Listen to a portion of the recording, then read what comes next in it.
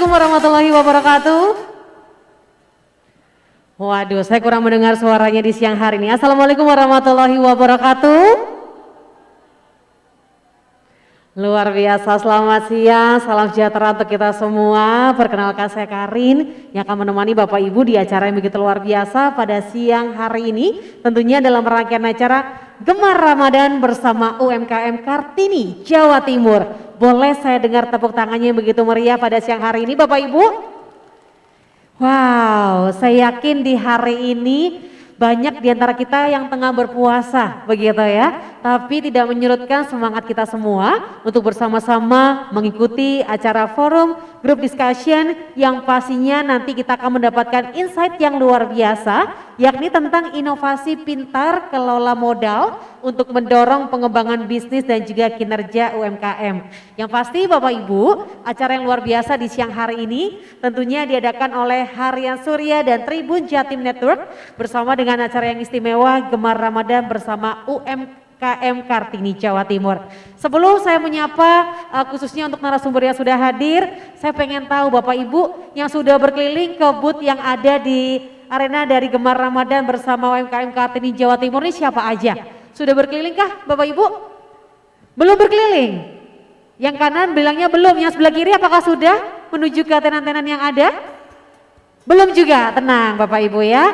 Nanti setelah FGD ini nanti akan keliling bersama dengan Bapak Ibu yang hadir di sini, karena yang pasti kita akan menyimak terlebih dahulu sebuah acara yang sangat istimewa. Kita kan sama-sama mengetahui bagaimana Bapak Ibu nantinya bisa kelola modal dengan pintar dan juga bisa mengembangkan bisnis kita dan juga kinerja kita bersama sebuah inovasi yang begitu istimewa. Yang pasti Bapak Ibu, untuk acara FGD kali ini akan ada voucher dari Ventani bagi kita semua peserta. Jadi dipastikan Anda bisa mengikuti acara ini dari awal sampai akhir, dan untuk voucher tersebut bisa digunakan di aplikasi Ventani. Nah Bapak Ibu, tentunya acara ini adalah sebuah acara yang begitu istimewa karena tentunya merupakan sebuah komitmen yang dihadirkan antara Harian Surya, kemudian juga Tribun Jatim Network dan juga seluruh sponsor yang sudah memberikan yang terbaik untuk kita semua, yakni adalah Bank Rakyat Indonesia,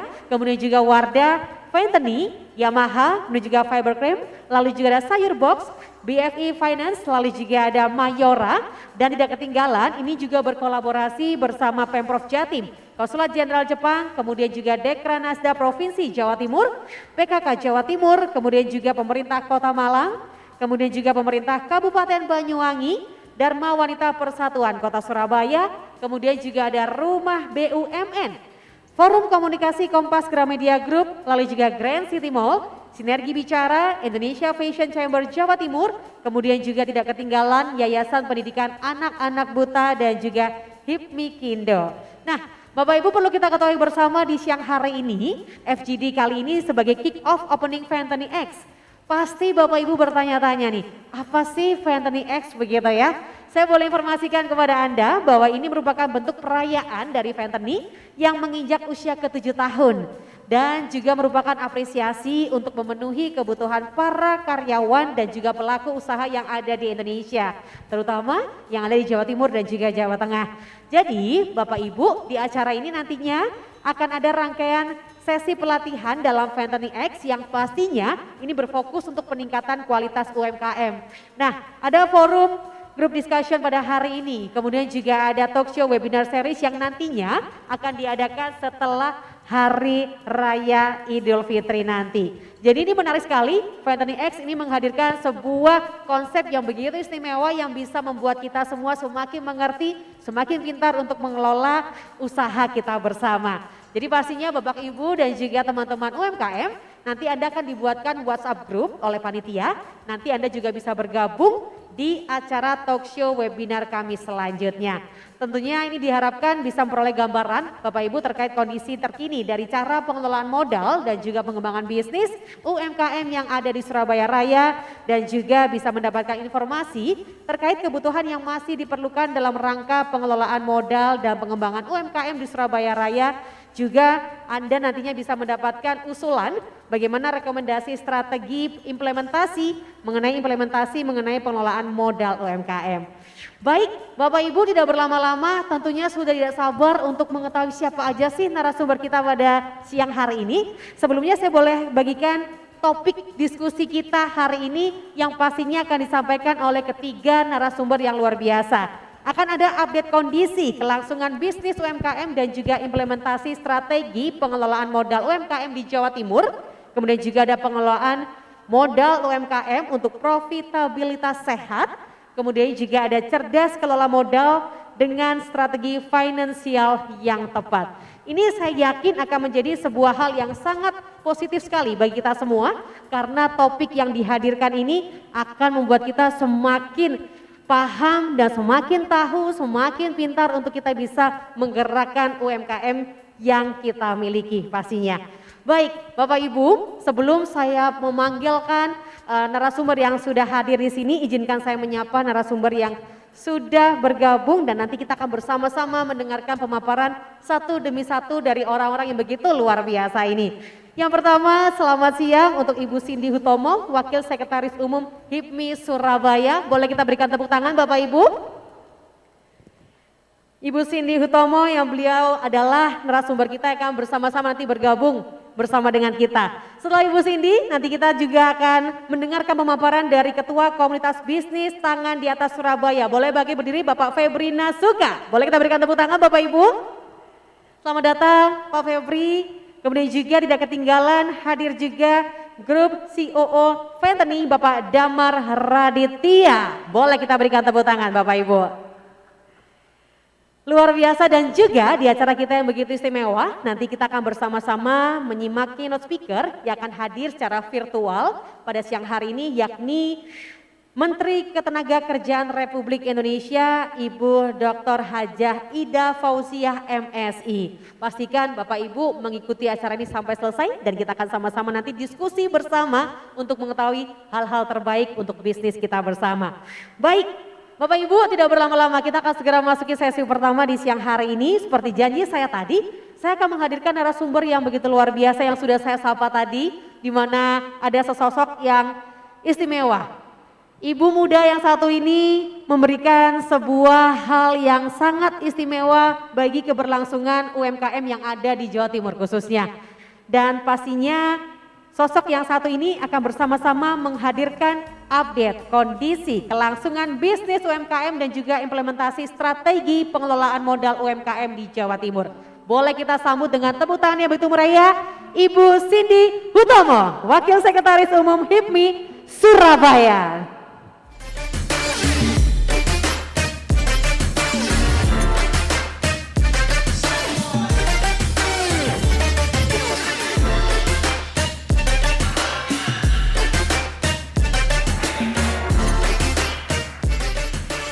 Selamat siang Ibu, boleh duduk Ibu, langsung saja kita duduk di kursi merah yang pastinya siap untuk menemani kita selama kurang lebih 15 menit ke depan, begitu ya. Nanti juga kita ada tanya jawab dengan seluruh peserta yang ada di sini. Apa kabar Bu siang hari ini?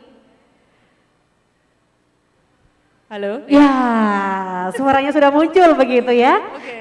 Ibu Cindy Hutomo nih kalau saya baca sosok yang satu ini sangat luar biasa loh. Saya yakin yang hadir di sini sudah pada kenal, betul ya? Betul? Wah. Ibu Cindy, ini menarik sekali Bu untuk hari ini bahwa kita akan ngobrolin tentang bagaimana sih untuk kondisi kelangsungan dari bisnis UMKM. Apalagi kita sudah memasuki era pandemi ya, di mana 2 tahun kemarin saya yakin banyak sekali UMKM yang berusaha keras mempertahankan bisnisnya, betul ya Ibu Cindy? Setuju sekali. Dan pastinya kita juga pengen mengetahui bagaimana sih untuk kondisi kelangsungan dari bisnis UMKM di saat-saat ini, begitu ya. Bahwa saya yakin Ibu sebagai praktisi bisnis dan juga hukum dan juga sebagai seorang pengusaha juga di berbagai macam bisnis retail, mulai dari mainan anak dan sebagainya. Saya sangat yakin Ibu punya update yang begitu luar biasa terkait bisnis UMKM. Silakan Ibu Cindy. Ya, baik. Jadi pertama-tama saya ingin menyapa para UMKM Kartini ya yang ada di sini ya.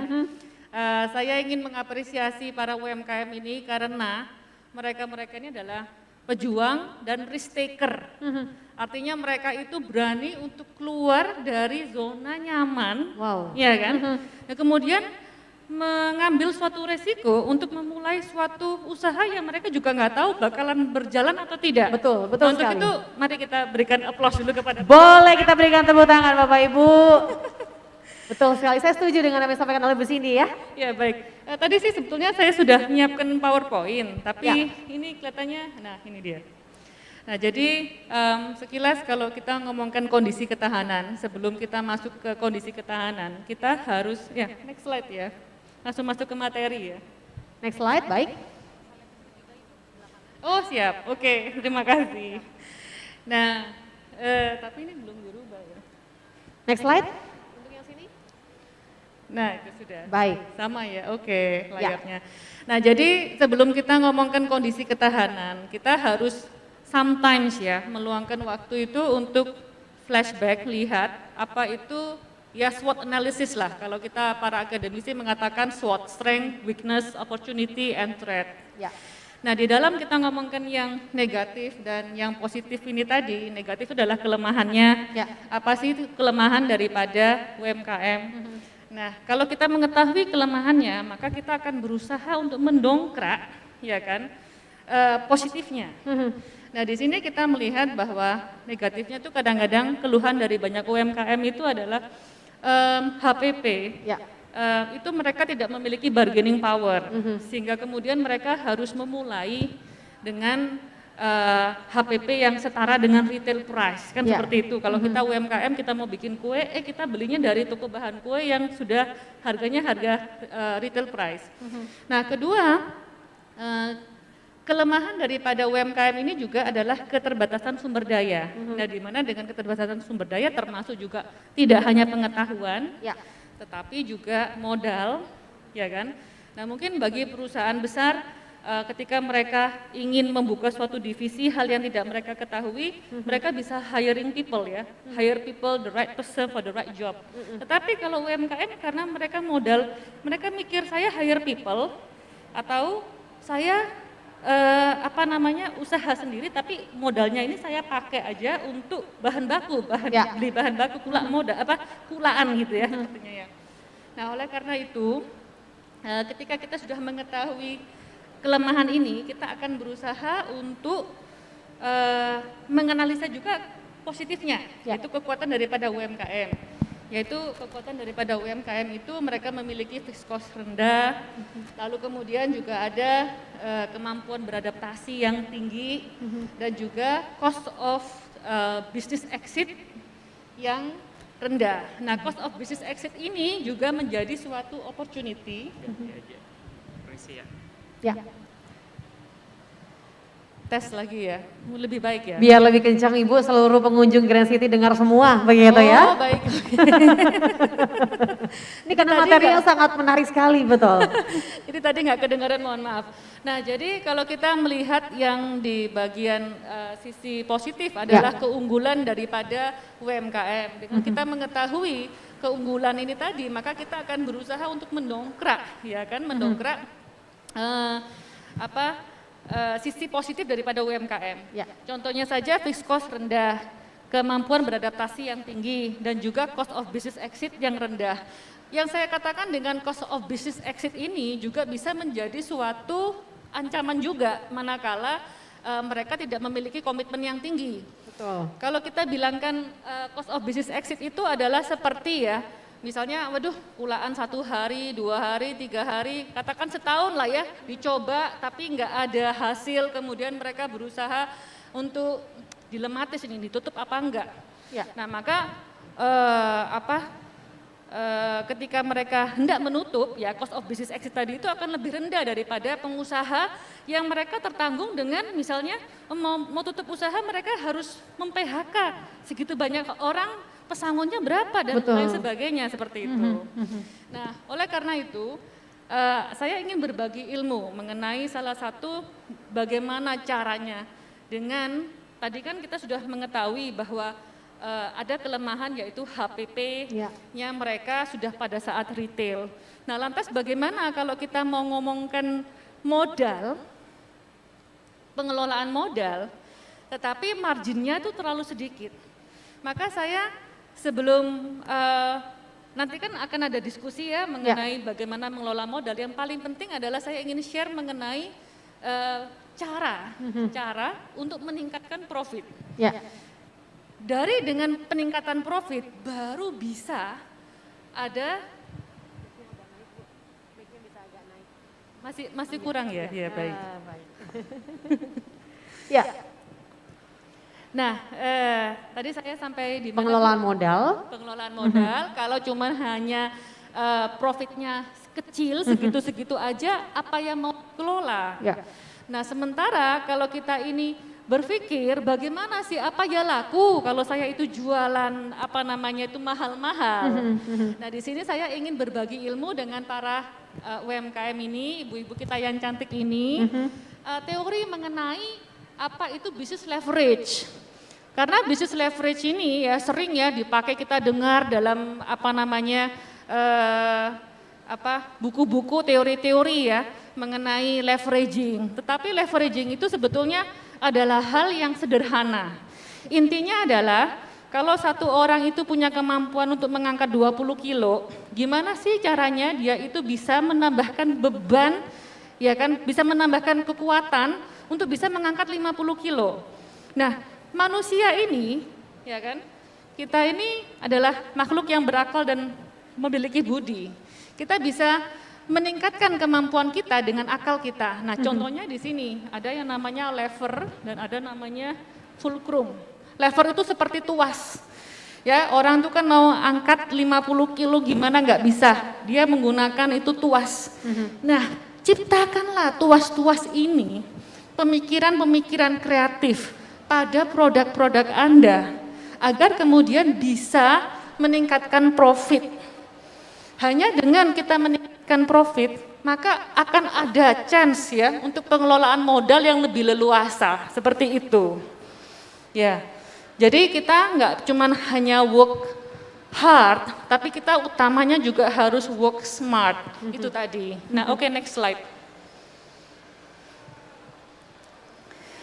Nah, di sini kalau kita bilang leveraging tadi tuas ya, tuasnya kita itu kalau dalam dunia akuntansi kadang ada bisa menggunakan bahwa leveraging itu dengan menggunakan hutang, dengan menggunakan menambahkan resiko. Nah, artinya kalau semulanya itu mereka bilang, oke, aku mau berinovasi, saya perlu beli mesin yang lebih canggih. Maka kalau saat ini belum bisa, ya kan, mereka menggunakan cara-cara untuk menambah modal mereka. Nah, tetapi kalau dalam skala UMKM, saya menyarankan jangan terlalu berat untuk mengambil resiko hutang, tetapi lebih pada bagaimana caranya untuk meningkatkan profit margin. Nah, meningkatkan profit margin itu adalah dengan yang paling utama adalah mengenali unique selling point. Unique selling point itu adalah selalu bertanya why my product, why not the other product, selalu seperti itu. Nah, dengan adanya unique selling point ini tadi, kita harus juga jangan lupa untuk mengkomunikasikan. Jadi mengkomunikasikan kepada para pelanggan. Contohnya saja ya, yang saya ambil yang paling simpel ya. Kalau Anda misalnya ada dalam air minum dalam kemasan Aqua. Aqua satu botol misalnya 2.500. Ya gimana caranya saya itu bisa jual Aqua 5.000 rupiah? Ada ide nggak kira-kira? Ada? Mungkin diapakan Bu kira-kira? Diapakan caranya? Dari 2.500 jadi 5.000 rupiah dan masih laku. Ada yang tahu mungkin? Punya ide? Diapain Bu? Bagaimana? Packagingnya ditukar? Oh, packagingnya dirubah lebih eksklusif Bu? Itu adalah salah satu ide yang bagus. Nah, tetapi coba pernah nggak kita bayangkan seperti misalnya air yang pH 8. Air pH 8 itu kan dikatakan lebih eksklusif karena alkalainnya lebih tinggi, kadar alkalainnya bagus untuk badan.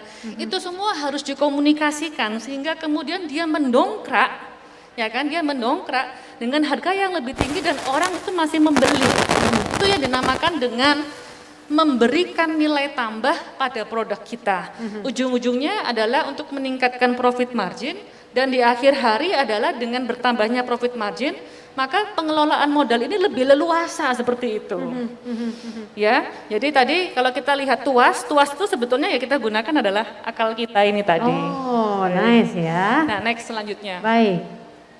Ini Bapak Ibu yang hadir boleh sambil dicatat-catat begitu ya Bu ya. Karena nanti kalau mau tanya biar bisa poin-poinnya dapat begitu. Silahkan lanjutkan Bu. Nah, tadi ini nggak panjang-panjang kok, tinggal 2 slide lagi. Nah, setelah itu ada tadi kalau kita lihat tuas ada fulcrumnya kan, landasannya. Landasannya itu tentunya adalah karakter kita, yaitu kita harus memiliki attitude yang baik, yaitu ketika UMKM ya biasanya kan kita open PO. Sering-seringnya kadang ibu-ibu juga multitasking, banyak sekali pekerjaan, kemudian minta diundur, jangan. Kita harus memiliki suatu komitmen yang besar ketika kita harus deliver, Lebih baik kita misalnya meningkatkan harga daripada mengurangi kualitas, itu yang paling penting. Nah, jadi tadi kalau kita dari lihat tuas, fulcrumnya tadi itu adalah ya attitude, growth, dan bagaimana kita bisa menciptakan suatu sustainability, keberlangsungan, supaya usahanya nggak cuma hanya 2 tahun, tapi bisa 10 tahun dan 20 tahun ke depan. Harapan bersama itu ya Bu ya. Harapan bersama tentunya ya. Betul sekali. Baik. Ya. Nah, terus juga di dalam permodalan, penting juga nanti mungkin akan disampaikan oleh rekan-rekan yang narasumber lainnya ya, terkait dengan permodalan teknisnya bagaimana, tetapi kita jangan lupa juga bahwa permodalan ini juga seringkalinya bersentuhan dengan produk life cycle. Artinya itu kadang setelah kita 2 tahun menjalani usaha, yang awalnya semula itu kita cuma jualan 10 pieces, 20 pieces, 50 pieces, 100 pieces, tiba-tiba kok stagnan. Stagnan itu kadang-kadang pun juga turun, enggak bisa itu kita jual lebih daripada 100 pieces ke 200. Nah, oleh karena itu bagaimana jika itu terjadi? Kita juga menganalisa ya, apakah tadi itu produk life cycle-nya ada pada suatu maturity kejenuhan. Apakah perlu dilakukan inovasi, mungkin rasanya ditambah, warnanya ditambah, atau sentuhan-sentuhan lain. Ya seperti itu. Oke, next slide ini mungkin yang last slide ya. Oke. Nah, yang terakhir tentunya juga terkait dengan sustainability, keberlangsungan itu supaya kita terus bertumbuh, selalu meluangkan sebagian waktu untuk berinovasi. Karena tadi kan nantinya akhirnya kita juga akan bersentuhan dengan produk life cycle. Nantinya juga kita akan bersentuhan pada suatu titik kejenuhan. Oleh karena itu, inovasi itu sangat penting dan harus dilakukan secara konsisten. Dan yang kedua adalah terkait dengan tadi yang Ibu tadi kan juga sudah memberikan satu contoh ya Ibu ya di depan sini. Brandingnya Bu ditingkatin supaya itu. Nah, tetapi jangan lupa juga terkait dengan communication, yaitu branding. Nah, branding di sini adalah sisihkan sebagian daripada modal tadi dan keuntungan, ya kan? Itu untuk melakukan iklan. Iklan tadi pun juga bermacam-macam ya, enggak mesti harus paid advertisement, tetapi juga bisa lagi voucher untuk customer keep coming back seperti itu. Ya, jadi di situ itulah yang yang menjadi satu tips untuk keberlangsungan ya. Jadi permodalan tuh nggak cuman hanya hitung-hitungan, tetapi juga selalu creative ideas and creative minds, and selalu juga ada satu disiplin untuk itu. Mungkin dari saya seperti itu. Wow, boleh kita berikan tepuk tangan untuk insight yang sudah dihadirkan oleh Ibu Cindy. Saya yakin juga yang hadir di sini sudah mulai banyak pertanyaan begitu kan ya. Saya berikan satu kesempatan untuk satu orang yang ingin mempertanyakan sesuatu, mungkin unek-unek dalam hati, begitu ya. Dikatakan oleh Ibu Cindy bahwa kita harus berinovasi, begitu ya. Jangan produknya kalau memang ini udah booming, ini terus gitu, lama-lama pasar juga bosan, betul ya Bu Cindy ya? Setuju sekali. Jadi harus kreatif. Nah kadang nih ibu-ibu rumah tangga yang juga merangkap sebagai Kartini UMKM, begitu kan. Kadang nih buntu begitu Bu Cindy gitu ya. Ini gimana cara berinovasi yang bisa dilakukan oleh para ibu-ibu? Mungkin itu bisa menjadi pertanyaan dari kita semua. Atau mungkin ada pertanyaan lain yang siap untuk dihadirkan. Saya yakin semua ini punya, unek-unek nih bagaimana untuk bisnis saya keberlanjutannya supaya bisa lebih grow up lagi begitu. Silakan Ibu yang hadir di sini atau mungkin Bapak-bapak yang juga pelaku UMKM yang hadir dipersilakan. Sisi kiri mungkin ada yang mau ditanyakan terkait apa yang disampaikan oleh Ibu Cindy? Adakah? Sambil menunggu sisi kanan mungkin silakan. Boleh, ini kelihatan Ibu nih punya unek-unek nih yang berhijab biru nih. Boleh Bu, ada yang mau sampaikan? Baik, silakan Bu, mikrofonnya ada di sisi sebelah kanan Ibu. Oh, sisi kiri, baik silakan Bu. Dari Ibu siapa, boleh perkenalkan? Saya Ibu Nurul dari HIPNI Gimdo. Kebenaran tadi yang diomongkan soal penjualan aqua. Kebenaran saya jualan air mineral. Itu untuk inovasi kan menghadapi persaingan yang sekarang kan sangat ketat. Baik. Modal istilahnya bermacam-macam bentuk dan merek. Ya. Untuk mengakali atau biar kita tetap jalan usahanya itu caranya gimana? Tadi kan inovasi air kan di nol apa lebih baik kayak itulah. Itu kan modalnya lebih banyak ya Ibu ya. Ya. Caranya itu gimana kita itu untuk Pertanyaan inovasi saya baru? kepada Ibu, apakah Ibu selaku kita bilang reseller atau itu merek Ibu sendiri? Punya reseller kita. Nah, kalau reseller ini memang ada keterbatasan, artinya Sama ini sama air sendiri juga. oh airnya Ibu milik air sendiri. Ada kayak seperti air isi ulang kita kemasan seperti kayak kangen water gitu itu loh Ibu. Oke. Baik, Tapi baik. belum bisa kita nyiptakan kayak mereknya apa gitu belum. Masih kita Baik. inovasi air yang bersih gitu. Bu, kalau saya lihat air isi ulang ini, Ya. boleh saya bertanya, lokasi Ibu jualan di mana? Di dekat rumah sakit haji. Di rumah sakit. Pernah nggak Ibu dalam arti kata menghitung jumlah traffic ini tadi di depan, karena saya dulu juga pernah melakukan usaha retail Bu. Iya. Menurut saya lokasi itu sangat penting, location. Karena satu titik lokasi ini tadi, saya pernah juga ya jaga toko ya. Saya Ya. tuh hitung-hitung ketika toko tuh sangat sepi.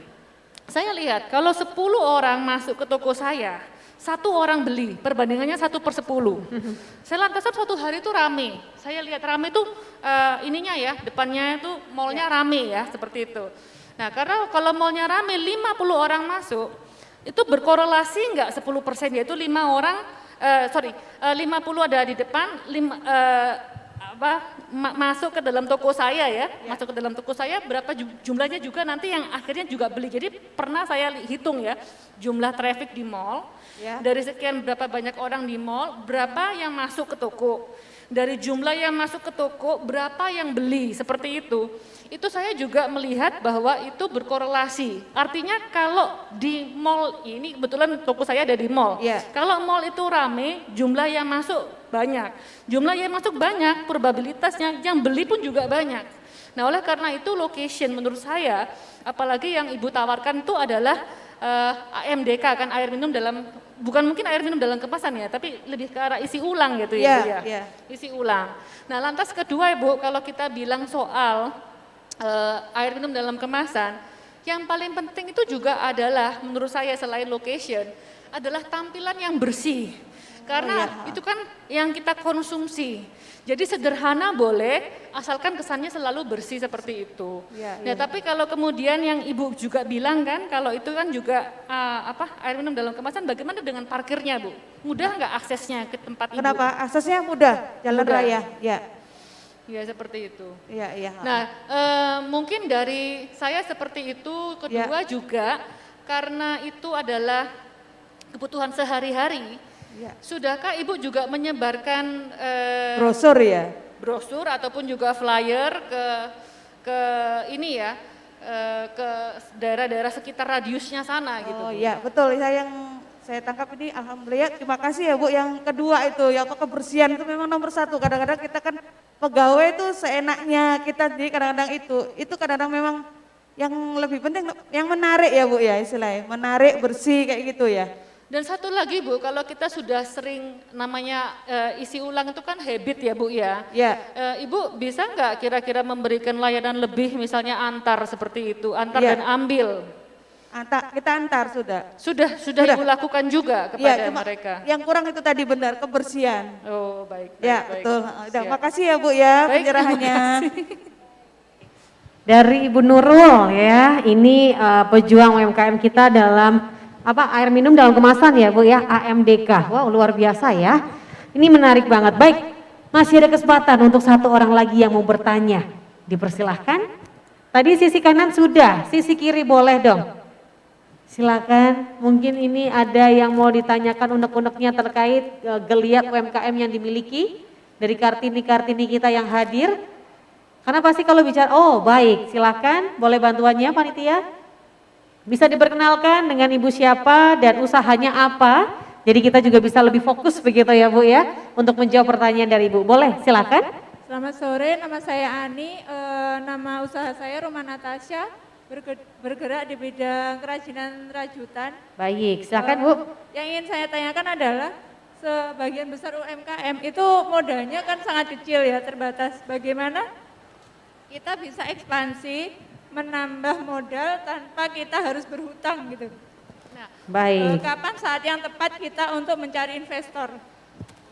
Terima kasih. Baik. Nah, pertanyaan saya pada Ibu Ani, Mbak Ani ya, itu bagaimana dengan sales growth-nya? Apakah untuk modal tadi itu sudah ada pesanan yang dalam jumlah besar seperti itu? Kadang itu seperti itu, kalau saya ada pesanan besar, saya minta DP dulu agar untuk menutup biaya produksi selama untuk mengerjakan pesanan tersebut gitu. Nah itu sudah benar sebetulnya yang dilakukan oleh Mbak Ani. Kadang saya juga ingin membuat stok gitu, nah kalau untuk stok itu saya terbatas juga untuk modalnya. Nah, menurut saya seperti ini Mbak Ani. Mbak Ani pernah nggak melakukan suatu analisa terhadap pertumbuhan daripada salesnya ini? Ya. Dalam arti kata, menurut saya ya, hal-hal yang terpenting, kapan sih saat-saat yang penting untuk kita menambah modal? Pada saat kita hendak membuka gerai baru misalnya, kita ingin merambah, tokonya mohon maaf Mbak Ani di mana? Saya online saja.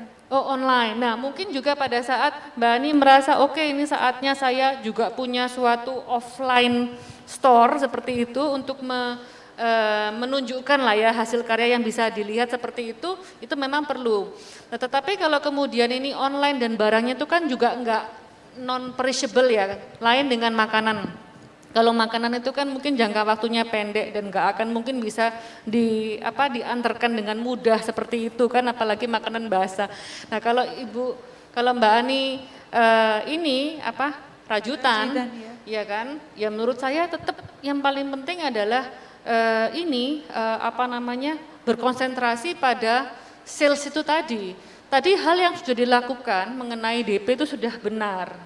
Nah, kemudian permasalahan juga saya belum dapat cerita dari Mbak Ani untuk 2 tahun, 5 tahun ke depan itu apa yang menjadi visi dan misinya Mbak Ani? Sebenarnya rencana saya untuk 1-2 tahun ke depan saya ingin punya karyawan, karena selama ini kan saya mengerjakannya semua sendiri dari desain, dari kerajinannya, dari promosi, pokoknya semuanya saya sendiri. Jadi saya itu ingin mengajari teman-teman atau orang lain untuk membuat kerajinan tersebut, saya hire gitu, sehingga bisa jadi tim saya, termasuk juga untuk tim promosi, manajemen kayak gitu-gitu.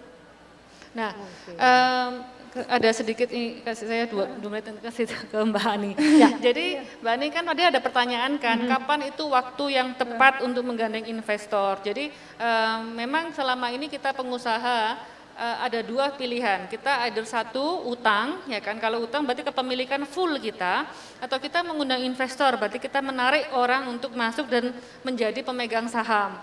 Nah tetapi ingat kalau kalau Mbak Ani ingin sustainable dan masih memiliki influence terhadap itu kan karena ada desain dan lain sebagainya, maka saya akan katakan bahwa shareholder enggak boleh terlalu banyak. Jadi pemegang saham utamanya besarnya tetap harus Mbak Ani seperti itu. Nah, terus kapan waktunya ya seharusnya ketika Mbak Ani sudah memiliki visi misi tadi itu, Mbak Ani sudah siap dengan proposal, mencari investor juga sama seperti orang mencari suami ya. Jadi Mencari jodoh ya. Mencari jodoh harus klop ya, satu misi dan satu visi.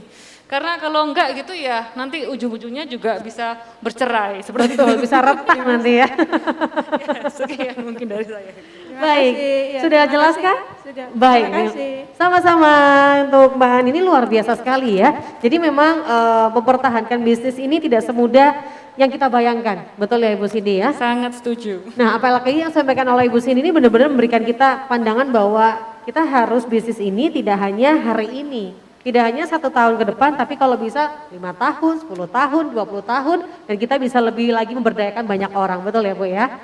Baik, ini untuk sesi dari Ibu Cindy sudah berakhir, begitu ya. Tapi sebelum Ibu Cindy kembali ke tempat duduknya, ada pesan khususkah bagi setiap para pejuang UMKM yang hadir di ruangan ini? Menurut saya yang paling penting adalah kita harus bisa selalu memotivasi diri kita sendiri.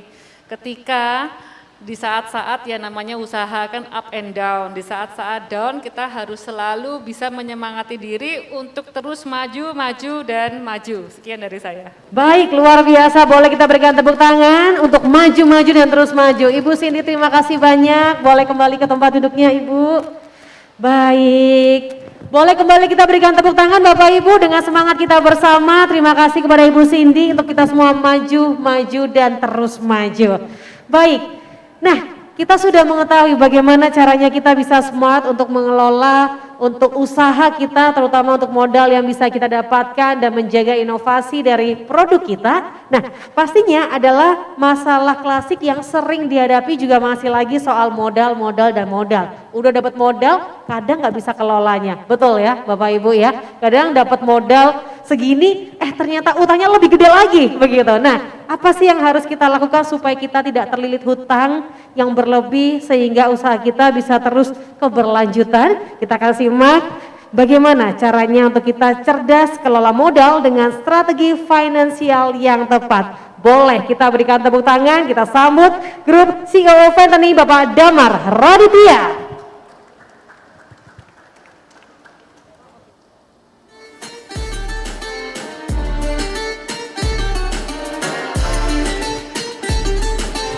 Baik, selamat siang Pak Damar. Selamat siang. Apa kabar hari ini? Baik, luar biasa. Baik, sudah siap memaparkan hal-hal positif untuk kita semua? Siap.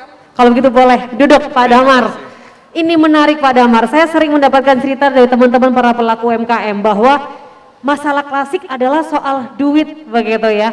Ide udah brilian Pak Damar, kemudian usaha juga udah jalan, tapi tengah-tengah loh kok berhenti usahanya kenapa? Modal. Loh, bukannya kemarin dapat bantuan modal? Iya, tapi kelilit utang akhirnya karena nggak bisa kelola. Ini bagaimana hal tersebut supaya kita bisa cerdas mengelola modal kita pastinya dengan strategi finansial yang tepat Pak Damar.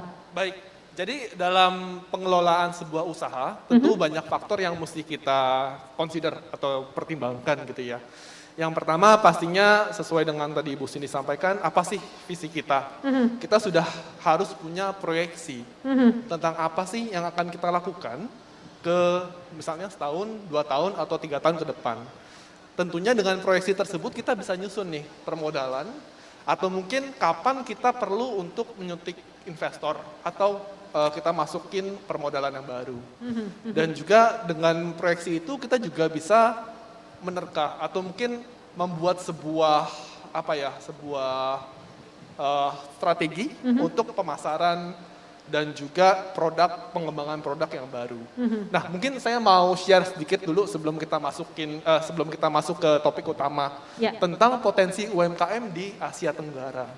Kenapa saya memaparkan data ini? Karena kami berharap teman-teman UMKM di seluruh Indonesia, khususnya di Jawa Timur, Surabaya, harus siap untuk market yang lebih luas lagi. Karena sekarang udah market global gitu ya, Asia Tenggara. Dan kalau kita lihat data di layar ini, sebenarnya Asia Tenggara ini atau Southeast Asia ini sebenarnya market yang sangat tanda kutip seksi, yang sangat menarik. Kalau dibandingkan Amerika, Inggris, Eropa, India, China, dia menawarkan growth atau perkembangan yang luar biasa.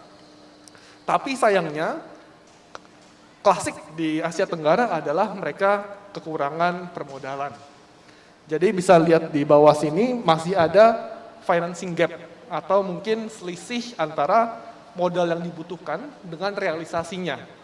Kalau dari data ada lebih dari 300 miliar US dollar per tahunnya. Ini angka yang sangat besar gitu ya bagi pelaku UMKM untuk bisa berkembang. Ya. Makanya dengan angka yang sebesar ini tentunya perlu combine effort atau kombinasi antara pemerintah dan juga swasta, perbankan dan non perbankan, sehingga potensi UMKM ini emang benar-benar bisa dimaksimalkan. Ya. Karena kalau di Indonesia sendiri, mungkin nanti ada di next slide juga, 99% dari pelaku usaha di Indonesia adalah UMKM.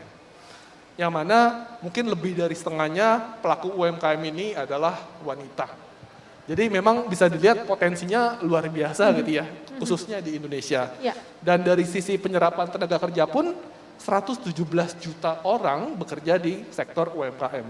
Jadi secara size, secara ukuran bisa dibilang UMKM ini adalah memegang andil atau kontribusi yang besar terhadap perekonomian Indonesia. Wow, boleh tepuk tangan dulu dong untuk para pejuang UMKM. Jadi memang teman-teman UMKM ini emang penggerak roda perekonomian. Ya, Jadi setuju sekali. kita mesti dukung dengan luar biasa nih. Setuju, Pak Damar. Baik. Nah, kemudian dengan fenomena ini tentunya fentanyl hadir begitu, Pak Damar. Betul. Jadi mungkin saya sedikit share dulu ya tentang apa sih fentanyl dan Boleh, Pak apa Damar. misi kita. Fentanyl kami sebenarnya adalah perusahaan teknologi. Di mana dengan teknologi ini kami ingin membantu teman-teman pelaku usaha dan juga teman-teman karyawan atau pekerja supaya mereka bisa mendapatkan akses untuk pengembangan diri, pengembangan usaha yang lebih baik. Akses ini seperti apa bentuknya? Kita bagi ke dalam 4 pilar besar. Baik. Yang pertama akses finansial, yang kedua adalah akses edukasi, yang ketiga adalah akses kesehatan, dan yang keempat adalah akses untuk gaya hidup sehari-hari. Karena kalau kita berbicara tentang karyawan gitu misalnya atau pekerja, mereka banyak sekali kebutuhannya. Saya juga pekerja, Ya. saya kebutuhannya banyak, mungkin sehari-hari saya butuh untuk bersosialisasi gitu ya dengan teman-teman, atau saya butuh perlindungan untuk anak saya, untuk keluarga saya, untuk asuransi misalnya, dan juga untuk pendidikan. Dan kalau kita ngomong spesifik tentang UMKM, khususnya yang ada di Indonesia gitu ya, kalau saya cermati mungkin untuk akses pendanaan mungkin udah ada beberapa lah yang menyediakan. Ya. Mungkin saya bisa sebut kayak perbankan, atau mungkin kayak sekarang yang lagi berjamur gitu ya, fintech yang ada di Indonesia. Cuman seberapa banyak dari mereka yang bisa memberikan lebih dari itu. Maksudnya adalah dengan pendanaan yes akan terbantu, tapi bagaimana si UMKM ini bisa memaksimalkan pendanaan yang mereka terima. Nah, Gitu ini ya. poin nih Pak Damar. Ya. Karena mendapat uang mungkin bisa, tapi memanfaatkan uang itu dengan maksimal itu lain cerita. Nah, Gitu ya. ini PR banget pastinya.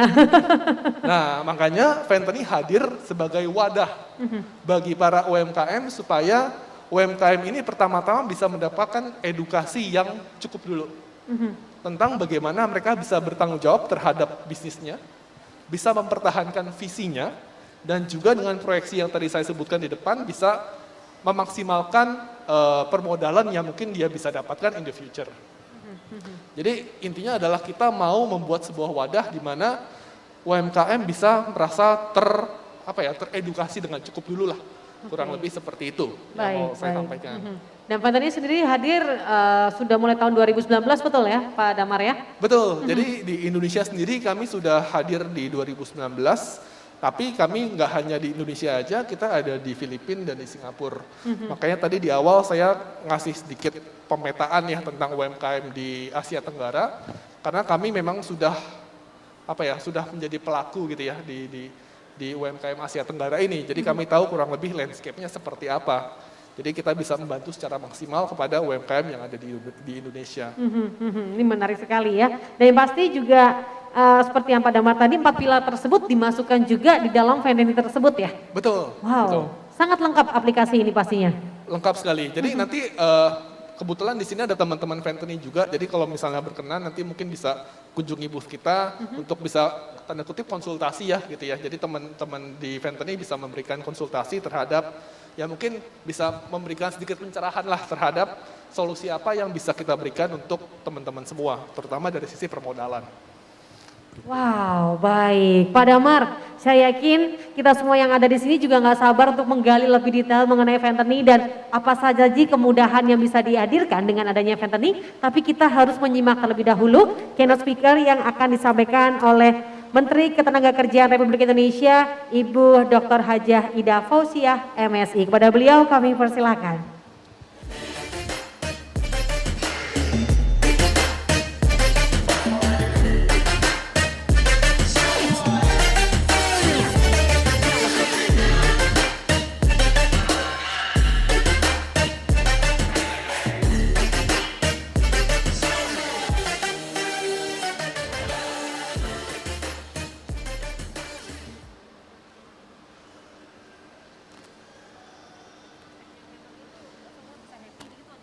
Semua bisa happy.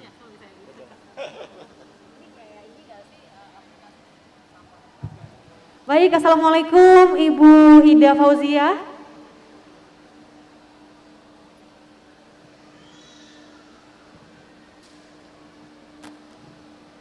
Assalamualaikum Ibu Ida Fauziah.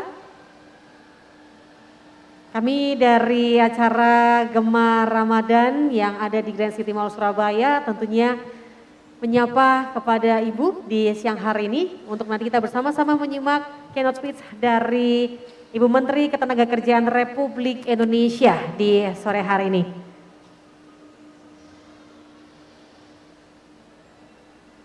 Baik. Assalamualaikum Ibu Ida. Waalaikumsalam warahmatullahi wabarakatuh. Baik, Ibu ini luar biasa sekali di sore hari ini kita bisa berjumpa walaupun secara virtual, di mana kami bersama dengan para pejuang UMKM Kartini yang berada di Jawa Timur. Saat ini tentunya sedang mengikuti forum group discussion dan kami tentunya ingin mendengar keynote speech dari Ibu Menteri Ketenagakerjaan Republik Indonesia. Dipersilakan kepada Ibu Menteri. Terima kasih. Assalamualaikum warahmatullahi wabarakatuh. Selamat siang. Salam sejahtera untuk kita semua. Om Swastiastu, Namo Buddhaya. Salam kebajikan, salam sehat.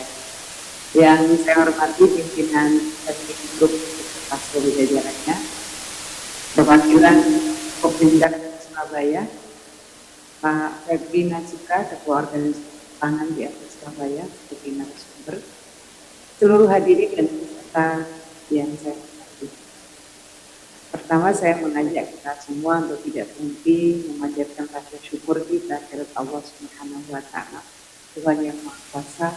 Pada siang hari ini kita dapat berkumpul meskipun saya hadir secara virtual pada acara fokus group discussion. Temanya cukup menarik, Gemar Ramadan bersama UMKM Kartini Jawa Timur yang diselenggarakan oleh Penjun Group.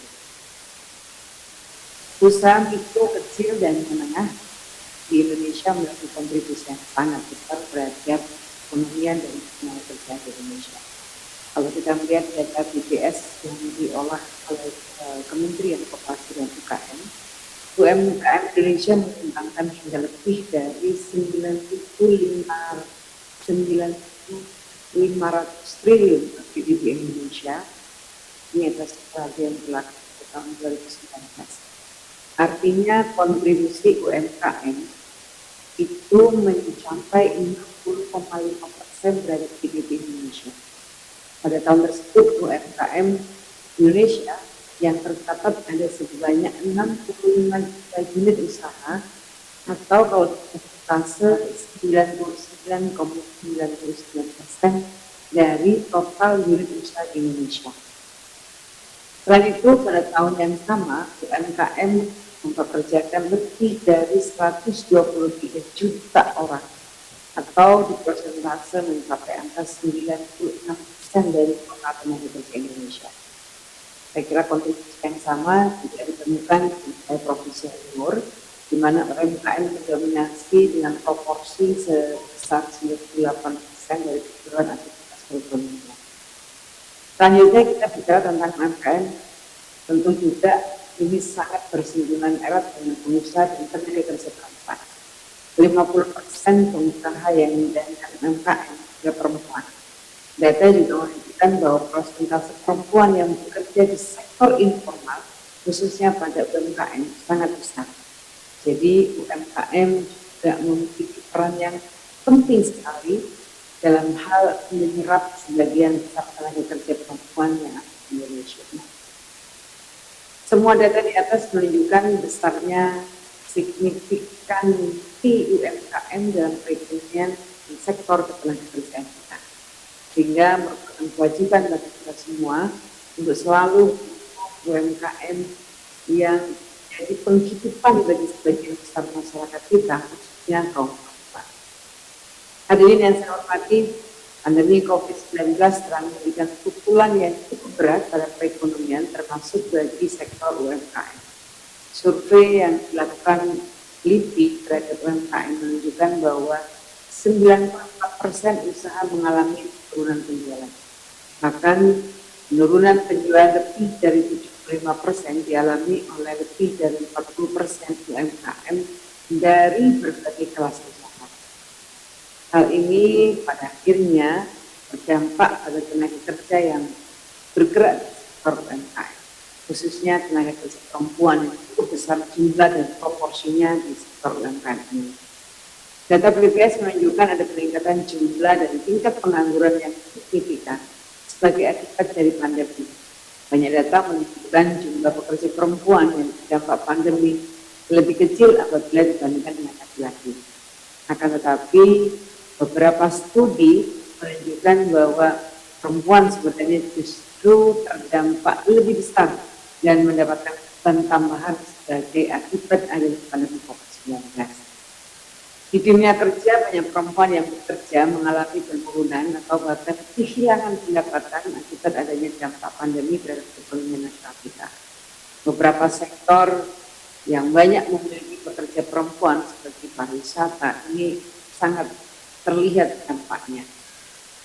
Hadirin yang saya hormati, melihat besarnya dampak yang dialami oleh sektor UMKM dan besarnya signifikan sektor UMKM bagi perekonomian masyarakat Indonesia, maka pemerintah menjadikan sektor UMKM sebagai salah satu prioritas utama dalam program pemulihan ekonomi nasional. Pemerintah antara lain memberikan hibah bagi usaha pemula serta menambahkan dana LPDB, lembaga pemula dana bergulir, operasi dan UMKM yang dapat digunakan untuk pinjaman murah bagi pelaku UMKM kita. Pemerintah juga memberikan subsidi bunga dan mempermudah persyaratan kredit atau pembiayaan dan pendanaan bagi UMKM. Di antaranya melalui KUR serta memberikan keringanan pembayaran pinjaman bagi UMKM. Selain itu juga ada program insentif pajak dan penjaminan kredit modal bagi UMKM. Dari Kementerian Ketenagakerjaan sendiri, kami melaksanakan program pengembangan perluasan kesempatan kerja berupa program perempuan kewirausahaan yang diberikan kepada kelompok UMKM di berbagai daerah. Banyak dari paket bantuan tersebut diberikan kepada kelompok perempuan sehingga mereka dapat kembali terberdayakan dan membantu meningkatkan, membangkitkan perekonomian keluarga dan masyarakat di daerah masing-masing.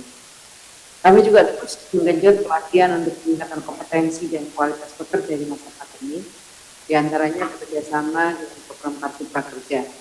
Banyak jurusan pelatihan yang kami miliki merupakan jurusan yang menunjang kompetensi bagi pekerja di sektor UMKM. Pemerintah juga terus melakukan langkah-langkah perbaikan regulasi, antara lain melalui Undang-Undang Cipta Kerja, yang memberikan banyak terobosan kemudahan bagi koperasi dan UMKM. Dengan adanya Undang-Undang Cipta Kerja ini, selain diharapkan dapat membantu pertumbuhan UMKM untuk percepatan pemulihan perekonomian nasional, juga diharapkan dapat memperbaiki akses perempuan terhadap pasar kerja yang sebagian besar ada di sektor UMKM. Dengan semakin tumbuh dan majunya UMKM terutama di era digital ini, maka diharapkan akan ada semakin banyak, saya kira semakin banyak perempuan yang bisa ikut masuk dalam pasar kerja dan pada gilirannya berkontribusi pada perekonomian nasional. Hadirin yang saya hormati, pemerintah komitmen penuh mendorong pemulihan UMKM sebagai motor ekonomi rakyat, terutama di masa pemulihan seiring semakin menurunnya angka kasus COVID-19. Usaha pemerintah ini akan semakin efektif apabila mendapatkan dukungan dari semua pihak dan lapisan masyarakat. Oleh karena itu, siang hari ini saya sangat mengapresiasi dan bangga bisa berpartisipasi pada acara hari ini yang diadakan oleh Ventini Group bersama dengan UMKM Kartini Jawa Timur. Ini merupakan kegiatan yang konkret dalam mendukung UMKM sebagai ujung tombak perekonomian nasional. Dengan momentum bulan Ramadan mendekati Hari Raya Idul Fitri, tentu sangat tepat memfasilitasi UMKM yang dirintis dan dikelola oleh perempuan di Surabaya dan di Jawa Timur pada umumnya agar bisa semakin maju dan berdaya untuk mendukung pemulihan perekonomian masyarakat dan bangsa. Semoga acara LGD hari ini bagi peserta para peserta yang merupakan pelaku UMKM ini dapat menemukan kiat, terobosan baru untuk terus maju, tangguh, dan berdaya di masa pemulihan pasca pandemi ini. UMKM tangguh, Indonesia tangguh. Demikian yang dapat saya sampaikan, mudah-mudahan bermanfaat. Terima kasih. Allahumma fiqil aqwamitorik. Wassalamualaikum warahmatullahi wabarakatuh. Waalaikumsalam warahmatullahi wabarakatuh. Baik, terima kasih untuk Ibu Ida atas keynote speech yang telah disampaikan. Telah meluangkan waktu terbaiknya bersama dengan kami di sini menyapa para pejuang UMKM yang hadir. Dan saya yakin ini bisa berikan semangat tersendiri bagi kami yang hadir di sini untuk terus memajukan UMKM tangguh Indonesia semakin berdaya. Sekali lagi terima kasih Ibu, selamat kembali melanjutkan aktivitas dan selalu sehat dan sukses bersama dengan UMKM yang ada di Indonesia. Sekali lagi terima kasih Ibu Ida. Sama-sama. Baik, Bapak Ibu boleh diberikan tepuk tangan yang begitu hangat pada siang hari ini. Nah, tentunya tadi kita sudah mendapatkan sebuah pemaparan dari Ibu Ida dalam keynote speech bahwa ada 50% dari total UMKM adalah perempuan. Dan saya yakin Bapak Ibu, khususnya para Kartini yang ada di sini, Anda termasuk dalam 50% tersebut. Bangga enggak Ibu-Ibu? Bangga? Kalau bangga saya dengar semangat tepuk tangan sekali lagi dong siang hari ini. Kurang semangatnya walaupun di sini ada 1.000 orang, saya pengen dengar semangatnya seperti 1 juta orang. Sekali lagi tepuk tangannya mana Bapak Ibu? Wah, luar biasa. Dan di tengah ibu-ibu para pejuang UMKM Kartini Indonesia memajukan UMKM-nya, Venteni hadir. Betul ya, Venteni hadir untuk memberikan sebuah terobosan, kemudahan dan pastinya keamanan. Ya, karena terkadang ketika kita mengelola modal tersebut, kitanya merasa insecure sendiri karena ternyata kita tidak bisa mengelola modal dengan baik. Nah, Venten ini hadir untuk memberikan jawabannya. Kita kembali lanjutkan Pak Damar dengan Venten yang begitu istimewa karena hashtagnya adalah semua bisa happy. Apakah betul demikian Pak Damar? Benar sekali. Boleh dilanjutkan nih. Baik, tadi yang saya jabarkan mungkin lebih ke arah teoritis. Sekarang prakteknya seperti apa sih? Ini kan yang penting gitu ya. Betul sekali Pak Damar. Jadi prakteknya ini simple, mungkin nanti kalau punya waktu luang bisa ngobrol dengan tim-tim kami juga nanti bisa menjabarkan lebih detail. Pada intinya adalah ketika teman-teman semua sudah bergabung dengan ekosistem Venteni, maka teman-teman semua bisa masuk ke mungkin aplikasi Venteni di situ ya. Nanti di sana akan banyak banget pilihan-pilihan modul-modul yang bisa dipergunakan. Misalnya saya butuh pendidikan tentang bagaimana memasarkan produk saya. Ya. Itu bisa dilihat di sana. Kita ada yang namanya V Academy. Jadi di V Academy ini semua bisa belajar. Di sana ada semua materinya. Kita susun berdasarkan silabusnya. Wow. Kemudian kalau butuh gimana cara mengelola cash flow atau permodalan. Di situ juga ada gimana cara mengelola cash flow atau permodalan. Atau mungkin saya butuh sebuah sistem untuk mengelola invoice saya atau untuk mendigitalisasi pembayaran. Kenapa ini penting? Karena dengan adanya teknologi, maka segala pencatatan akan menjadi lebih rapih dan untuk mendapatkan permodalan khususnya dari perbankan atau mungkin dari financial institution non-bank itu akan lebih mudah. Baik. Daripada mencatat di buku atau di kertas gitu ya. Secara manual begitu Secara ya. manual. Oke, baik. Jadi kemudian kalau butuh permodalan pun kita juga ada di sana. Jadi kita ada permodalan yang mungkin kalau boleh dibilang kita ada kerjasama dengan beberapa institusi gitu ya, yang mana secara persyaratan akan jauh lebih mudah daripada dengan institusi yang lain. Jadi emang kita mau fokus dan komit untuk membantu teman-teman UMKM. Gitu. Jadi mungkin nanti bisa diakses Ventani mobile apps-nya atau mungkin lebih detail kami bisa berkonsultasi lebih lanjut dengan teman-teman semua. Jadi ibaratnya ini benar-benar real untuk wadah membantu UMKM. Ini menarik ya, ada yang namanya V-Merchant, tadi disampaikan, ada juga V-Academy, Betul. ada juga yang namanya insurance dan juga protection, satu lagi juga ada finansial. Finansial. Ini penting sekali nih ya, karena sebagai UMKM nih harus bergerak dengan aman, khususnya untuk perputaran modal. Betul. Ya kan, dan juga ternyata ada pembelajarannya, ini yang paling penting nih ya. Ini pembelajarannya bisa dilakukan kapanpun dan dimanapun begitu Pak. Betul, semuanya online. Mungkin di sini ada beberapa, di slide selanjutnya nanti ada beberapa contoh gitu ya, tentang modul-modul yang sudah ada dan mungkin hanya sampel beberapa, nanti bisa dilihat lebih detailnya lagi di aplikasi kita. Dan ini bentuk nyata apa yang sudah kita lakukan terhadap karyawan, perusahaan, UMKM, yang mana sekarang kita punya lebih dari 200.000 komunitas Wow. di seluruh Indonesia. Jadi saya mau mengundang juga teman-teman untuk bisa join ke ekosistemnya Ventani supaya kita bisa tumbuh bersama gitu ya. Betul sekali, dan tentunya nanti Anda akan bergabung dalam komunitas yang dimana banyak sekali penggeliat bisnis di dalamnya. Betul. Wow, saya kebayang vibes-nya pasti istimewa sekali nih Pak Darmar ya. Terima kasih. Bikin kita makin hari makin cerdas untuk mengerjakan bisnis kita. Betul. Wow, jadi nggak salah lagi kalau di kesempatan siang hari ini Bapak Ibu mendapatkan informasi ini, segera download aplikasinya bisa ya Pak ya? Bisa, langsung Bisa, di Play Store, di iOS juga bisa. Nah, boleh nanti juga kalau pengen tahu lebih lanjut ada tim dari Ventani yang akan membantu Bapak Ibu bersama-sama mengetahui, menggali lebih detail mengenai Ventani tersebut. Nah, Pak Damar, kalau bicara Ventani ini tentunya juga membantu penguatan UMKM begitu ya? Betul. Bahkan juga Ventani ini juga ada komitmen yang dimana sangat concern sekali untuk membantu kemajuan bisnis UMKM melalui yang namanya V-Academy tersebut tadi. Betul. Dan juga ada V-Merchant. Ini V-Merchant ini seperti apa sih maksudnya Pak? E-merchant ini mungkin kalau teman-teman punya produk yang sekarang mau dipasarkan, mungkin sekarang udah dipasarkan mungkin offline atau Ya. mungkin di channel-channel online yang lain, untuk menambah daya pemasaran bisa join ke V-Merchant kami. Jadi begitu join dengan ekosistem Ventani, maka produk-produk ibu-ibu sekalian bisa langsung kita jual di Ventani Super App kita. Jadi yang mana akan menambah apa ya, pemasaran lah ya, marketing. Marketplace-nya bertambah ya. Betul. Jadi untuk Anda ini sebuah kesempatan yang baik sekali loh Pak. Saya baru tahu kalau ternyata daftar di sini, join aplikasi ini, kita juga bisa jualan di aplikasi Betul. itu. Wow. Dan bisa diakses oleh siapapun yang bergabung di situ ya Pak? Betul. Betul. Jadi kita akan semakin bertumbuh gitu ya. Karena kita sekarang sudah mendapatkan apa ya, komitmen pertama pasti dari Ibu Menteri sendiri, Ya. dan juga ada beberapa stakeholders atau mungkin kementerian yang lain yang sudah mendukung Ventani. Jadi di tahun ini khususnya kita akan semakin bertumbuh.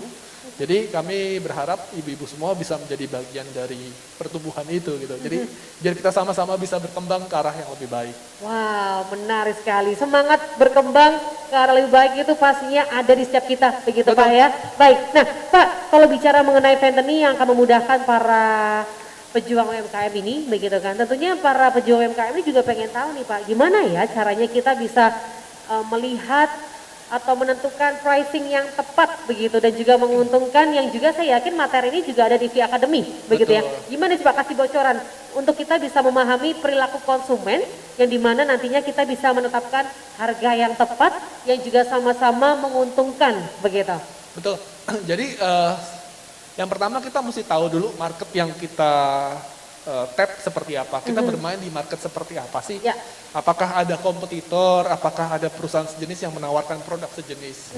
Kalau ada alangkah baiknya kita sudah mengetahui data-data tersebut sehingga kita bisa melihat produk kita unggulnya di mana. Baik. Dan kita bisa melihat dengan fakta yang ada kayak HPP-nya berapa, terus untuk expense gaji segala macam berapa, kita bisa menetapkan kira-kira pricing-nya seperti apa sih. Itu harus dilihat dengan cermat begitu ya Pak ya. Betul, makanya tadi saya juga mau endorse lagi untuk yang teknologi tadi, penggunaan teknologi. Karena pencatatan ini emang sangat penting, data ini sangat penting. nggak cuma UMKM aja, bahkan perusahaan besar pun juga harus mempunyai pencatatan yang benar-benar terstruktur gitu ya. Karena kalau pencatatannya mencar sana sini, nanti akan pusing untuk mengelola bisnisnya atau untuk membuat sebuah keputusan penting gitu ya. Nah, jadi kita memang harus benar-benar smart banget, Betul. ya. Catat baik-baik, apalagi kalau ada aplikasi yang satu ini catatannya juga udah nggak yang seperti zaman dulu banget, kita udah ngikutin teknologi, jadi akan memudahkan untuk keberlanjutan dari bisnis kita. Betul. Baik, saya berikan kesempatan bagi Bapak Ibu yang mau bertanya, mungkin satu orang terlebih dahulu di sisi kanan mungkin terkait dengan bagaimana sih caranya kita untuk bisa benar-benar mengelola yang namanya modal kita dengan strategi finansial yang tepat. Silakan, mungkin sisi kanan. Terkait juga dengan Fed ini juga boleh ya Pak bertanya? Silakan. Silakan. Atau di sisi sebelah kiri saya, satu orang mungkin terlebih dahulu dipersilakan untuk Ibu mungkin mau bertanya? Ya baik, silakan boleh bantuannya untuk panitia. Bisa pinjam mikrofonnya mungkin? Oke baik, saya aja nggak apa-apa.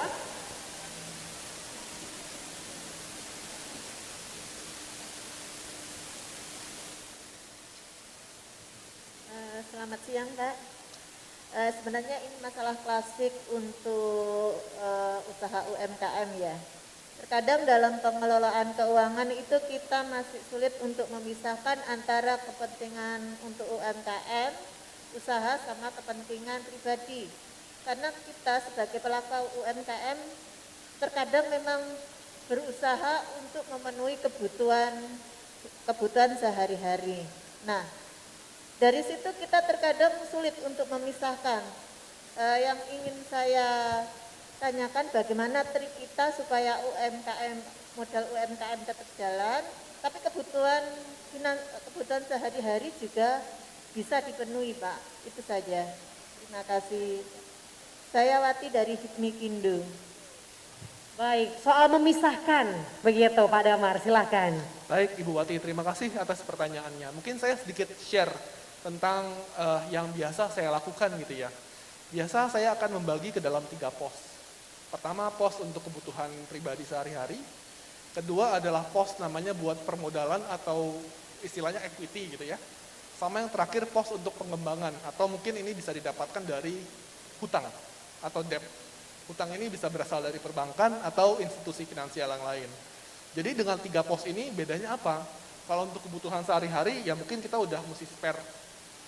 Mungkin kalau saya pribadi mungkin porsinya adalah mungkin 30-40% gitu ya, sesuai dengan pengeluaran ibu sehari-hari. Kemudian yang equity ini penting untuk eskalasi bisnis. Jadi kalau untuk masalah penggajian itu harus pakai equity, kalau mau membuka toko baru itu harus pakai equity atau permodalan tadi. Tapi kalau untuk penjualan sehari-hari, kalau HPP segala macam, biasanya saya pakai yang namanya hutang, debt. Jadi kalau saya pribadi saya orangnya cukup menghalalkan yang namanya berhutang selama itu bertanggung jawab. Makanya pengelolaan finansial ini emang benar mesti sangat hati-hati dan sangat bertanggung jawab. Jadi dengan pengelolaan hutang ini kita bisa memaksimalkan potensi produk yang kita punya. Jadi dengan 3 pos ini itu yang saya biasa lakukan gitu ya. Mungkin ini bisa sedikit memberikan gambaran. Baik, bagaimana Ibu, ada yang mau ditambahkan? Ya, masalahnya begini Pak, terkadang untuk pendapatan ya, untuk pendapatan itu UMKM jujur kan sering naik turun ya. Betul. Jadi profitnya tidak pasti. Nah, terkadang pengeluaran sehari-hari lebih besar daripada pemasukan kita. Nah, dari penjelasan Bapak tadi kan kita anggarkan seperti hutang begitu. Nah, gimana kalau hutangnya tekar terus Pak? Gitu maksudnya. Jadi hutang terus sampai mengurangi modal kita gitu. Makasih. Ya, permasalahan ini nggak hanya terjadi di UMKM gitu ya. Di semua perusahaan pun pasti ada aja yang mengalami hal serupa. Makanya sebenarnya perlu dipikirkan secara cash flow dan proyeksi tadi yang saya sebutkan di depan. Kalau misalnya proyeksinya A, tapi ternyata realisasinya nggak mencapai A, berarti kan harus ada analisa sehingga mungkin utangnya mesti di stop. Atau mungkin ada hal yang mesti kita review lagi, mungkin kayak channel penjualannya apakah sudah efektif, atau HPP-nya apakah sudah cukup baik atau cukup maksimal. Jadi mesti ada beberapa pertimbangannya Bu, gitu loh. Jadi makanya proyeksi penataan keuangan itu emang mesti benar-benar dilakukan secara tepat dan secara rapi. Kalau enggak, kalau utang terus ya akan bingung juga ya, akan numpuk terus ya Bu ya. Gitu. Menggunung nanti ya Pak Damar ya. Baik, kita berikan kesempatan berikutnya. Dipersilakan Ibu, monggo silakan bantuannya untuk panitia. Saya akan coba kembali menemani Pak Damar. Ini menarik sekali ya Pak ya, kalau bicara hutang memang harus cermat mengelolanya. Begitu ya Pak Damar ya. Baik, dipersilakan Ibu, dari mana dan pertanyaannya apa? Assalamualaikum warahmatullahi wabarakatuh. Waalaikumsalam. Saya dari Hipnikimdo. Usaha saya CV Prima Jaya Tenda, bikin tenda. Nah, Baik. ini mau minta solusi kepada Pak Damar. Sekarang tahun ini dengan melonjaknya semua harga-harga bahan naik semua. Kayak besi, kayak cat, kain, semua naik. Terus solusinya saya minta solusi pada Pak Damar. Kata suami, saya bilang, "Bah, itu kan pesanan banyak. Di mana uangnya kok nggak ada semua?" Nah, katanya apa gini, semua sama-sama naik, bahan-bahan semua naik. Tetapi kita menjualnya ke konsumen, nggak bisa naik. Mau dinaikkan, melayu ke kanan dan ke kiri. Terus gimana solusinya untuk mendapatkan keuntungan?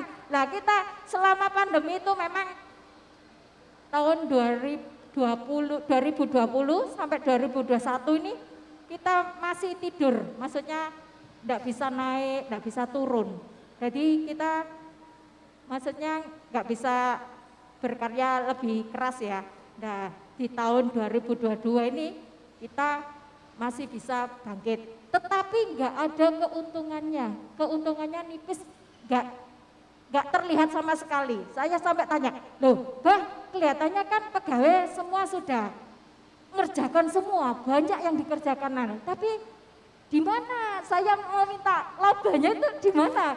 Iya, ini saya juga bingung, di mana ya ini? Nah, itu solusinya gimana Pak Damar? Terima kasih, gitu aja. Baik, terima Solusi kasih. dari Bapak. Ya, Pak Damar, Baik. boleh langsung dijawab nih. Baik, terima kasih Ibu. Jadi mungkin pertama-tama yang mesti kita syukuri adalah potensi bisnisnya masih ada. Iya. Permintaan masih ada gitu Iya, ya. masih Tinggal masih jalan. Itu Masih mesti kita jalan. syukuri terlebih Iya. di masa seperti ini gitu ya. Iya. Tapi gimana caranya supaya profitnya itu kelihatan Ya. dengan Iya. kondisi harga Naik pembeliannya semua, naik melambung semua semua. gitu ya. Nah, mungkin ada beberapa hal yang mungkin boleh saya kasih suggestion gitu ya atau pandangan saya. Pertama, Ya. soal pencatatannya dulu. Apakah pencatatannya sudah dilakukan dengan baik? Mulai dari HPP segala macam penggajian, apakah sudah tercatat dengan baik dan benar? Terus Ya yang- itu belum. Belum, baik. Belum. Terus yang kedua, kalau saya sebagai pelaku usaha, saya akan melihat potensi bisnis. Selama itu masih ada, Ya. dan selama saya masih bisa menghasilkan profit walaupun lebih tipis, Ya, mengerjakan. saya akan coba kejar.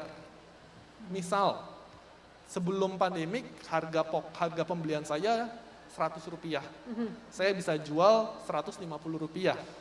Tapi setelah pandemik, harga pembelian saya jadi Rp120. Otomatis kan profit saya berkurang jadi hanya Rp30 Iya, kan. iya. Jadi selama ada potensi itu mungkin saya sekarang gimana cara saya menambah permodalan supaya saya bisa mengakomodir permintaan tadi kan. Iya. Nah, salah satu caranya mungkin tadi dengan bantuan permodalan, entah dari bank atau dari Ventani atau dari siapapun itu, sehingga meskipun ada margin tipis aja gitu kan, tapi masih bisa jalan. Iya. Ya, memang masih jalan terus sih, tapi nggak kelihatan keuntungannya itu. Kelihatannya banyak yang dikerjakan. Terus dianya sendiri, iya ya nanti ya duit-duit itu, gitu dia. Yang punya itu sampai gitu.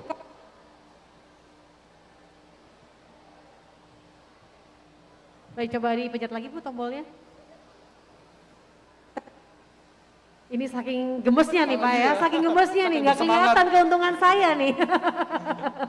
Iya, Iya. mungkin kalau boleh Oke. dimulai lihat dari pencatatannya kali ya Bu ya, karena Tes. Kalau bisnisnya masih tetap jalan kan harusnya masih ada profitnya gitu ya. Iya.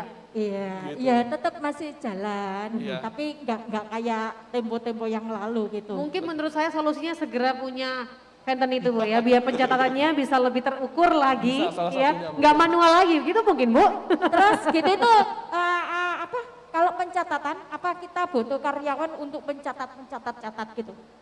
Kalau karyawan salah satu solusinya bisa Bu. Tapi kita mesti pahami bahwa yang namanya manusia nggak terlepas dari kesalahan. Salah iya. Gitu kan? Iya, emang. Dan itu sesuatu yang manusiawi. Iya. Semua orang pasti melakukan kesalahan. Iya. Makanya teknologi ini sangat membantu sebenarnya dalam hal pencatatan ataupun bisnis ataupun apapun itu. Makanya kita mau mengendorse gitu ya penggunaan teknologi ini bahkan di bisnis yang kecil sekalipun sebenarnya masih bisa. Jadi semuanya rapih gitu loh Bu.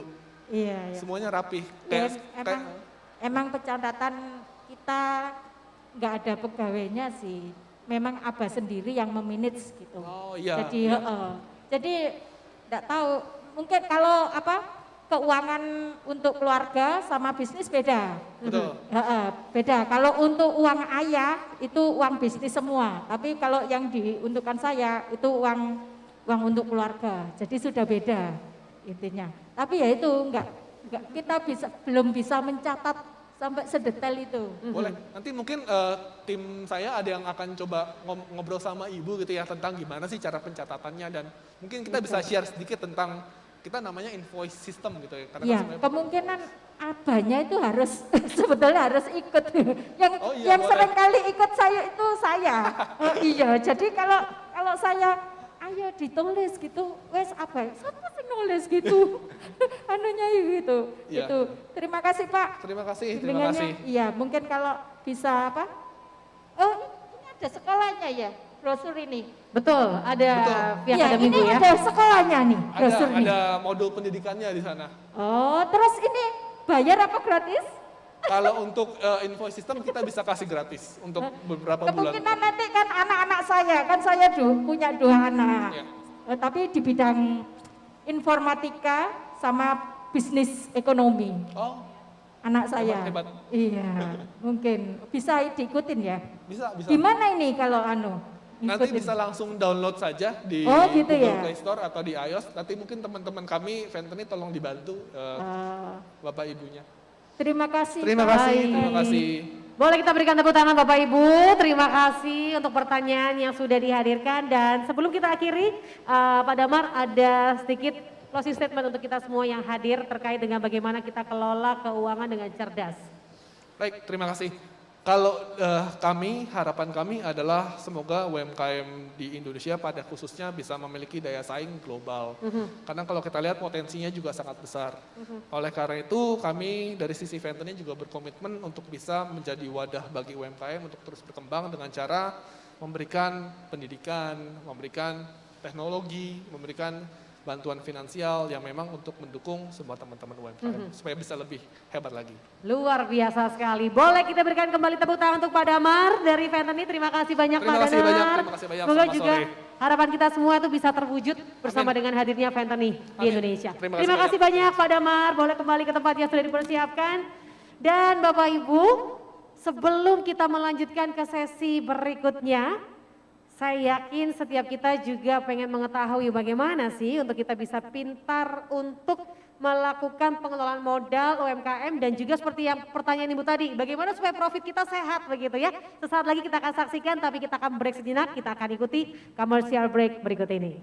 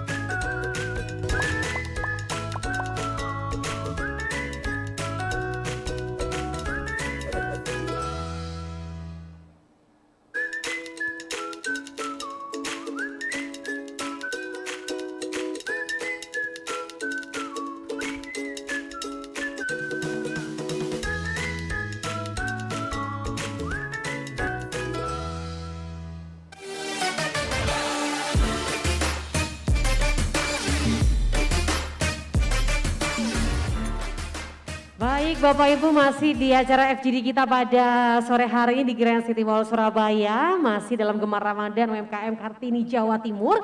Nah, saya yakin kita semua masih semangat dong di sore hari. Di mana semangatnya? Saya boleh dengar tepuk tangannya kembali dong? Yang tepuk tangannya paling kencang bisnisnya everlasting Bapak Ibu. 10, 20, 30, 40, 50 terus ada bisnisnya. Wow, luar biasa. Nah, kalau tadi kita sudah mendengarkan narasumber yang sudah menyampaikan materi yang begitu istimewa, bagaimana kita bisa cerdas mengelola finansial kita, bagaimana juga kita terus berinovasi agar usaha kita bisa berkelanjutan, maka sekarang tentunya kita pengen tahu nih, bagaimana ya caranya kita bisa mengelola modal kita untuk mewujudkan yang namanya profitabilitas yang sehat, begitu kan? Nah, tidak berlama-lama Bapak Ibu, kita sambut narasumber kita berikutnya dari komunitas bisnis tangan di atas Surabaya. Boleh kita berikan tepuk tangan Bapak Febri Nasuka.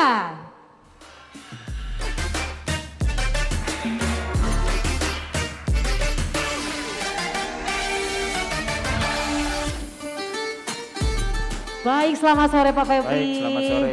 Apa kabar hari ini? Alhamdulillah luar biasa. Luar biasa ya. Di bulan puasa kita akan mendapatkan insight yang istimewa mengenai UMKM, ini hal yang baik sekali ya Pak ya. Oke. Dan saya yakin Bapak juga siap untuk memberikan hal-hal positif bagi kita semua sore hari ini Pak. Baik, siap. Betul sekali, boleh Pak. Silakan. Langsung saja menempati tempat yang sudah disiapkan. Oke. Pak, sebelum kita mulai nih Pak, tadi sudah ada unek-unek dikit dari salah satu pejuang UMKM kita ya. Ini usaha lancar tapi profit nggak kelihatan. Begitu ya Pak ya? Ya, betul. Bisa dibilang nih profitnya nggak sehat begitu nggak sih Pak? Betul. Nah ini pertanyaan ini mewakili seluruh pejuang UMKM yang ada. Bagaimana ya supaya kita bisa mengelola modal kita yang dari awal mungkin hanya beberapa rupiah begitu. Nantinya bisa menjadi jutaan bahkan wow miliaran begitu nih Pak. Supaya profitnya juga sehat, kelihatan, ketara, UMKM kita bisa terus lanjut. Oke. Sebenarnya ada di slide ketiga atau keempat di materi kali ini. Mungkin bisa ditampilkan ya. Langsung saja ke situ ya? Iya, langsung aja ke situ Wow. gitu kan. Karena Ya. kan kita diskusi ya. Betul Kita sekali. diskusi. Sambil menantikan slide-nya, ini sebuah komunitas tangan di atas Surabaya. Ini keren sekali Pak. Komunitasnya boleh diceritakan sedikit.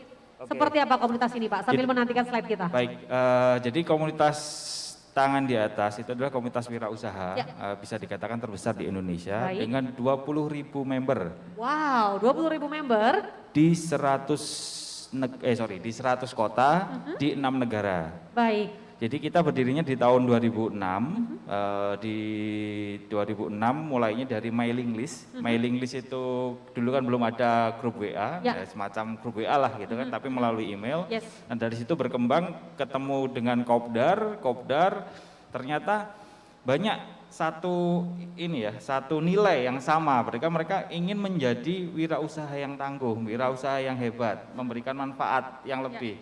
Ya. Sehingga akhirnya mereka berbagi informasi bagaimana cara mengembangkan usaha mereka masing-masing. Ya. Gitu. Oke. Dan terkait dengan pertanyaan yang tadi sudah mulai di spill begitu ya Pak Ya, ya. betul. Mengenai bagaimana sih profitnya kita tuh biar sehat gitu Pak. Oke. Bisa next slide-nya Mas? Next. Lagi? Ya. Lagi? Sebelumnya. Nah ini, oke. Baik. Di sebelumnya Mas. Nah, ini kan tadi ada yang tanya. Ya. Saya bisnisnya punya ini gini, ada metrik ya. Baik. Metrik yang atas adalah metrik profit dan laba. Ya. Kemudian yang kanan adalah kita positif cash flow, artinya ada uangnya. Kemudian yang kiri adalah metriknya adalah negatif cash flow, yang bawah adalah rugi. Ya. Nah kita biasanya usaha itu kadang-kadang gini, kok ada istilahnya usaha saya jalan tapi kok nggak ada duitnya. Nah. Itu- Kelihatannya rame orderan gitu kan. Betul. Kok nggak bisa kipas-kipas keuntungan gitu. Iya, nah itu ada di metrik yang metrik yang orange gitu. Baik. Oh sorry, metrik yang atas nih, kelihatannya laba tapi nggak ada duitnya, yang hijau. Nih, Oke. ya jadi apa yang harus dilakukan ketika kita perusahaan kita seolah-olah profit tapi ternyata kita nggak punya cash flow, nggak ada uangnya gitu. maka yang perlu dilakukan adalah kita harus meningkatkan penjualan kita. Kemudian kita harus mereview hutang atau piutang yang ada. Jangan-jangan kita usaha, kita jualannya udah kenceng nih gitu kan, ternyata piutang kita gede. Piutang itu kita ngutangin orang gitu, saking baiknya kita gitu kan ya. Piutang kita gede, sehingga kita nggak pegang cash gitu kan. Kemudian kita review persediaan. Jangan-jangan kita membeli barang atau membeli barang-barang yang akan kita jual, ternyata barang-barang yang perputarannya rendah. Baik. Sehingga kita gagal untuk mengubah stok atau persediaan itu menjadi cash.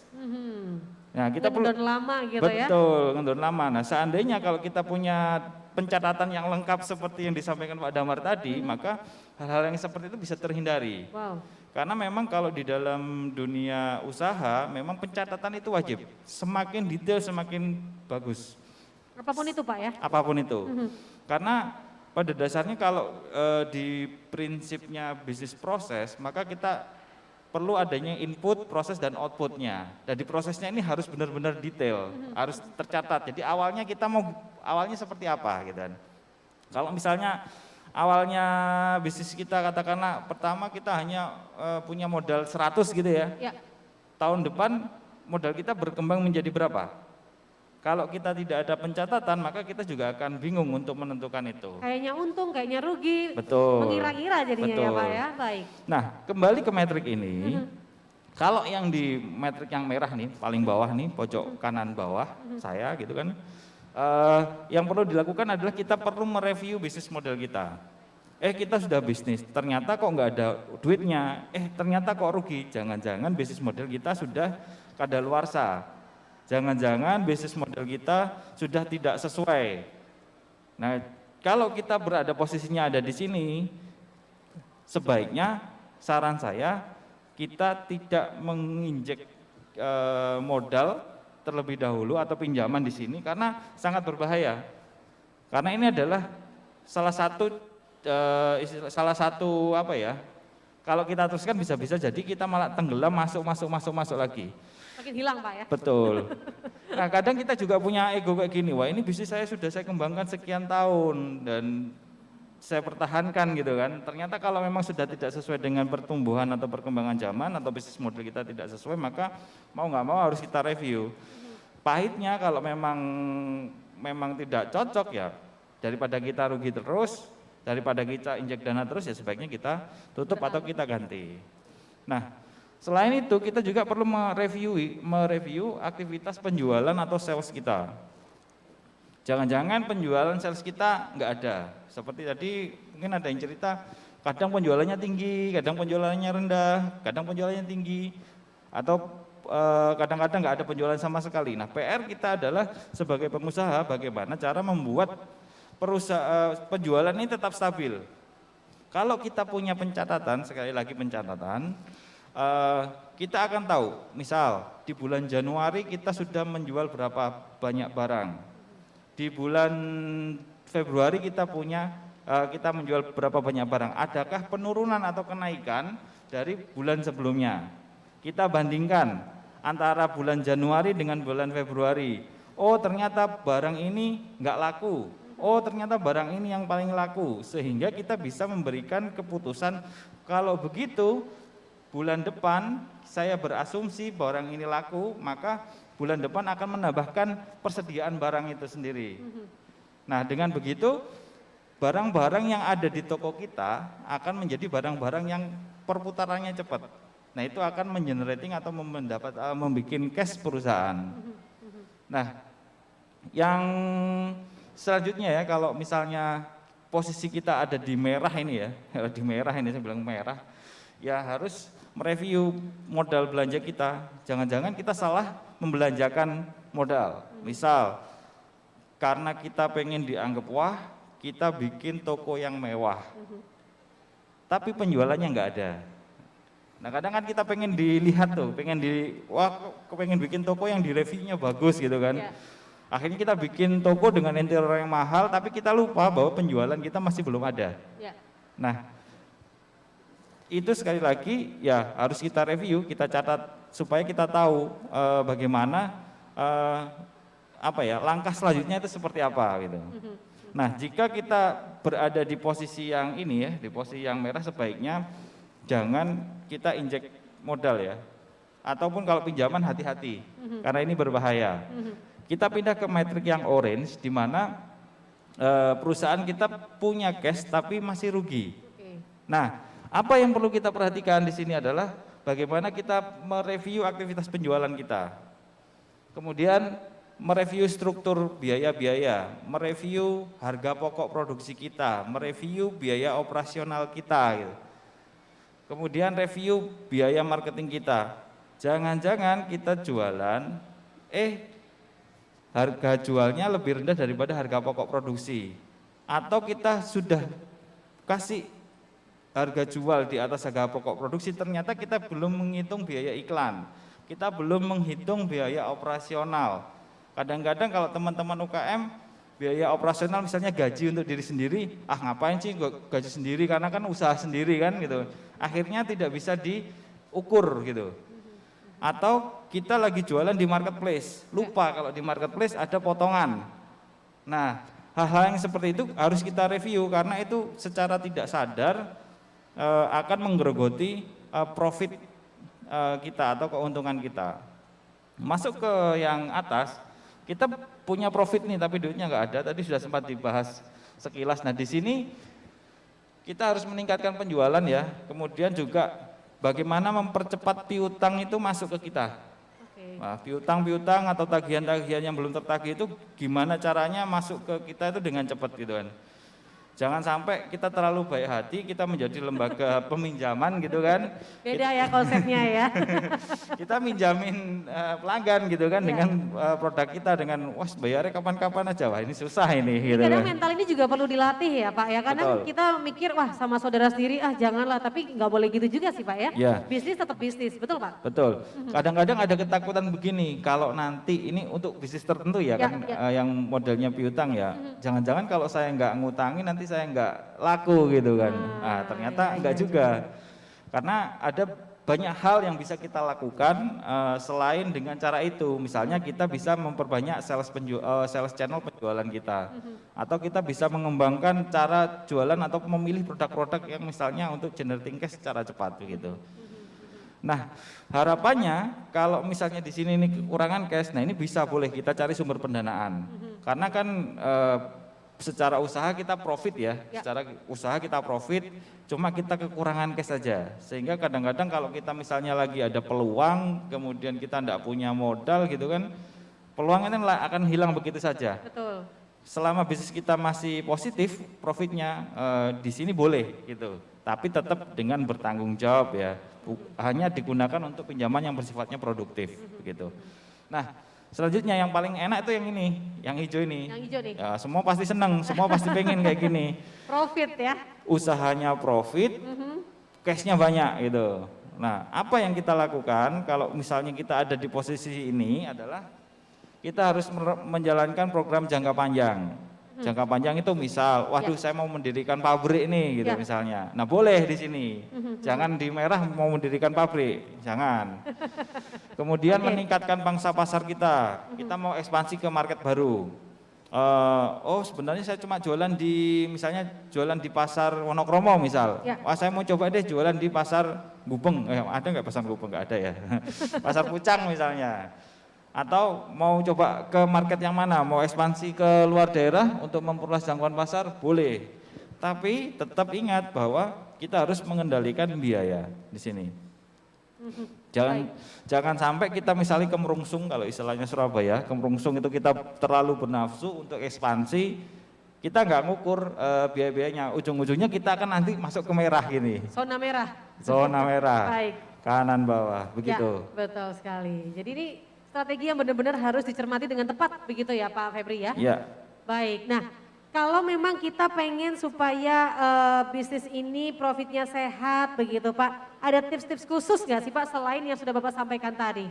Baik, kalau kita pengen bisnis kita sehat ya, yang pertama seperti yang dikatakan Ibu Cindy tadi bahwa kita harus fokus pada penjualan.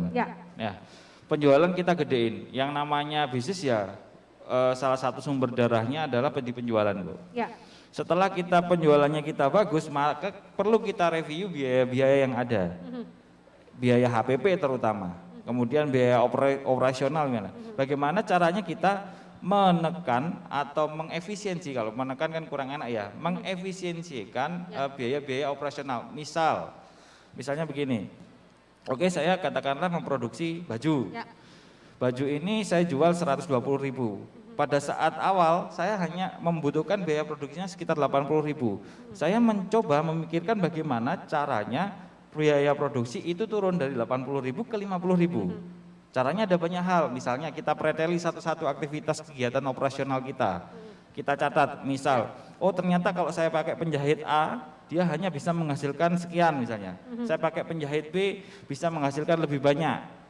Saya pakai penjahit C bisa menghasilkan lebih 1,5 kali lipat dibandingkan yang A begitu.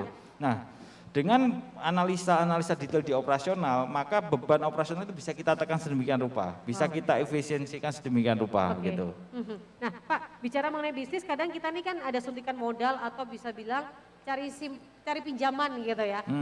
Ada nggak sih Pak untung ruginya berbisnis dengan utang dengan yang tanpa utang? Oke. Kalau bisnis dengan kita ngomong yang pakai ini ya, pakai modal sendiri gitu ya. Bisa ditampilkan slide-nya Mas, yang modal sendiri. Ini karena pasti perlu tahu nih Pak ya. Ya. Saya pengennya bisnisnya nggak pakai hutang nih, apakah bisa gitu kan? Dan saya pengennya bisnisnya dengan hutang nih, tapi apa nih resikonya begitu? Oke, jadi kalau bisnis pakai modal sendiri adalah enaknya itu 100% keuntungan milik kita. Baik. Nah 100% keuntungan milik kita, nah itu. Kemudian kita bisa merasa tenang. Dalam arti tenang secara psikologis, kita bisa lebih fokus pada pengembangan usaha. Meskipun ketenangan ini bisa juga mengakibatkan ke zona nyaman, yang akhirnya kita, segini aja lah, nggak usah macam-macam, segini aja, untung aja, segini aja. Akhirnya kita tergerus oleh zaman gitu. Kemudian harga jual bisa lebih kompetitif karena kita tidak ada biaya-biaya beban bunga atau biaya beban-beban bagi hasil kalau misalnya di perbankan syariah gitu. Nah, kalau dengan modal hutang, positifnya adalah kita mengembangkan usahanya jauh lebih cepat. Jauh lebih cepat dibandingkan dengan modal sendiri karena lebih gede duitnya. Iya, betul. Karena ketika kita ada potensi yang masuk gitu ya, misalnya ada peluang yang masuk, bisa kita langsung tangkap gitu. Nah, kemudian kita juga memiliki cadangan modal yang fleksibel. Karena kan enggak dana kan sudah kita bagi-bagi posnya. Kalau ini kan kita masih punya dana cadangan pribadi kita untuk ketika kita ada di masa-masa krisis gitu. Nah, kalau untuk kekurangannya modal hutang ya pasti mengurangi keuntungan, menambah biaya operasional sehingga harga jual kurang kompetitif, menambah beban psikologis atau bisa jadi sebaliknya karena berhutang. Ini kan orang tipikalnya macam-macam ya. Karena berhutang akhirnya semangat kerja gitu ya juga bisa gitu kan. Juga beresiko kehilangan aset kita jika usaha kita gagal. Gitu. Oke, ini menarik sekali ya. Jadi kita sudah mengetahui ini apa untung ruginya kalau kita bisnis dengan hutang dan tanpa hutang, dan bagaimana kita supaya profitnya sehat, punya proyeksi keuangan yang jelas, detail, cermat. Betul ya Pak ya? Betul. Baik, saya berikan kesempatan untuk satu orang penanya di kesempatan sore hari ini. Sebelum nanti Pak Febri juga akan menyampaikan closing statement-nya bagi kita semua. Silahkan, satu orang mungkin. Ibu, mungkin ada yang mau ditanyakan?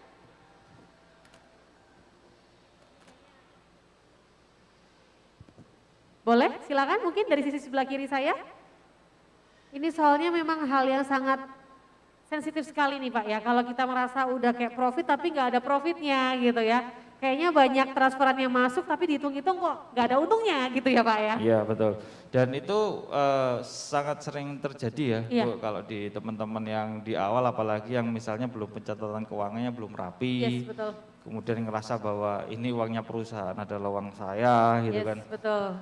Tiba-tiba kok saya ini perasaan kerja keras, siang malam banting tulang, nggak ada duitnya gitu. Nah itu dia, boleh silakan. Pertanyaan mungkin di satu orang penanya yang hadir di sini, saya berikan kesempatan. Silakan Bu. Mungkin sudah di hijau semua mungkin ya. Sepertinya begitu, luar biasa loh kalau begitu, tepuk tangan untuk Anda ya. Adakah mungkin? Atau mungkin sebelum Pak Febri kasih closing statement, mungkin ada tips-tips khusus nggak sih Pak untuk kita mengajukan pinjaman begitu ya? Ini mungkin bagi mereka-mereka yang, aduh kayaknya saya pengen ngajuin pinjaman tapi kok masih bingung gitu ya, apa yang harus dilakukan? Oke. Atau tips-tipsnya bagaimana, sebesar apa juga pinjaman yang kira-kira bisa saya dapatkan gitu? Oke, jadi begini, sebelum kita melakukan peminjaman, kita harus tahu dulu posisi kita ada di mana. Apakah kita memang lagi butuh modal atau Yes. karena kita memang lagi nggak ada duit sebab-sebab yang tadi ya. Kalau kita di posisi yang hijau silahkan untuk mengajukan pinjaman karena bisnis kita berada pada zona positif. Kalau di negatif perlu kita review, kita positifkan dulu baru nanti kita melakukan pinjaman. Nah, pinjaman sendiri itu selalu melihat begini, bukan melihat pada, jadi gini, seorang pemodal melihat sebuah bisnis dari pertumbuhan terlebih dahulu. Bisnis ini punya potensi loh. Maka setelah itu seorang pemodal begitu mengetahui bisnis itu punya potensi, dia akan melihat laporan keuangan atau proyeksi keuangan. Oh ternyata benar, asumsi saya bisnis ini potensi dan menguntungkan. Ya. Setelah itu dia langsung melihat siapa yang melakukan bisnis ini, siapa tim manajemennya gitu kan.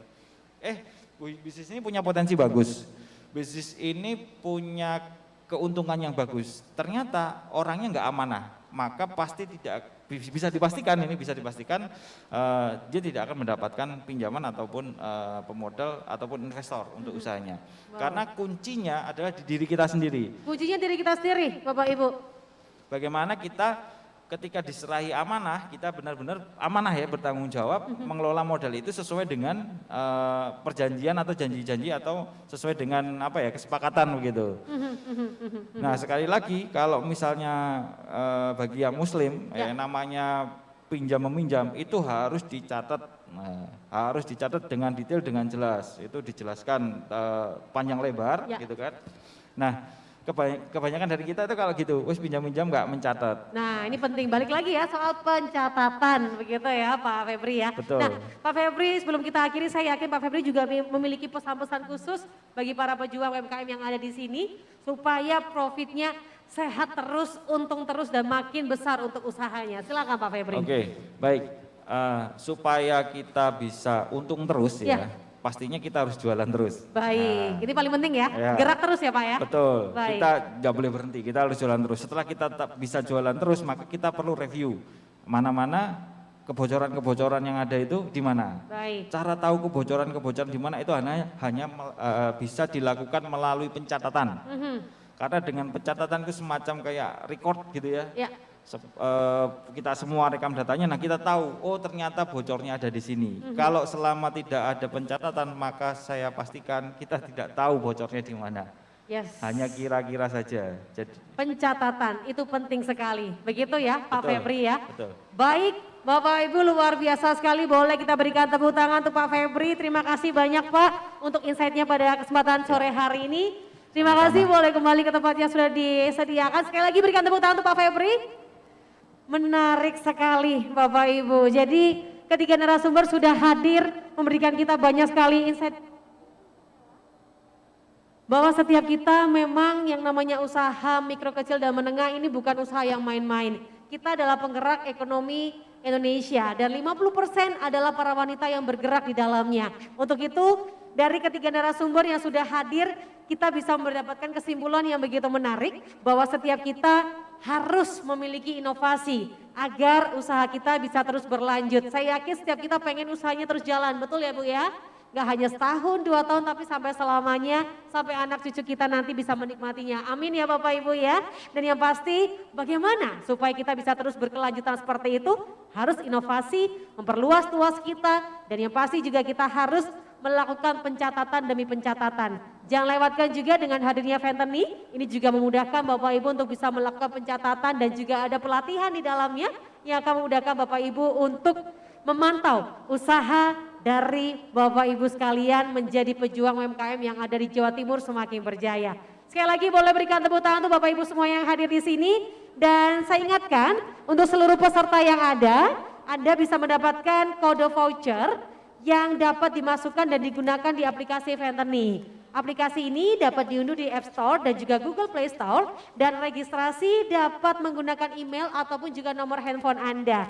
Saya ingatkan juga passwordnya ini harus ada huruf capital, huruf kecil dan juga ada angka serta simbol minimal 8 karakter Bapak Ibu. Kemudian untuk kode promo voucher khusus peserta FGD Gemar Ramadan, ini ada promo diskon hingga 80% untuk beli token listrik dan juga pulsa. Wow, lumayan sekali Bapak Ibu. Dan yang pasti untuk promo pengguna baru, Anda bisa mendapatkan tambahan 70% dengan memasukkan kode High Fentany 70 atau kode voucher yang sudah diberikan oleh Pak Damar tadi di sesi presentasi Fentany.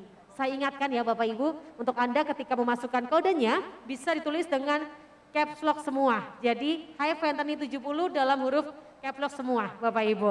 Baik, dan kembali berkenan kepada ketiga narasumber yang sudah hadir untuk bisa kembali bersama saya di stage untuk kita berfoto bersama sebelum nantinya kita akhiri untuk sesi FGD pada sore hari ini. Dipersilakan kepada Ibu Cindy, kemudian juga Pak Damar dan juga Pak Febri bisa bergabung bersama kami di stage untuk kita berfoto bersama. Yang pasti ini juga memberikan insight yang sangat positif bagi kita semua. Boleh kita berikan tepuk tangan untuk ketiga narasumber kita Bapak Ibu. Silakan Ibu Cindy, Pak Damar dan juga Pak Febri. Dan silakan untuk fotografer mengambil gambar untuk kita semua. Baik.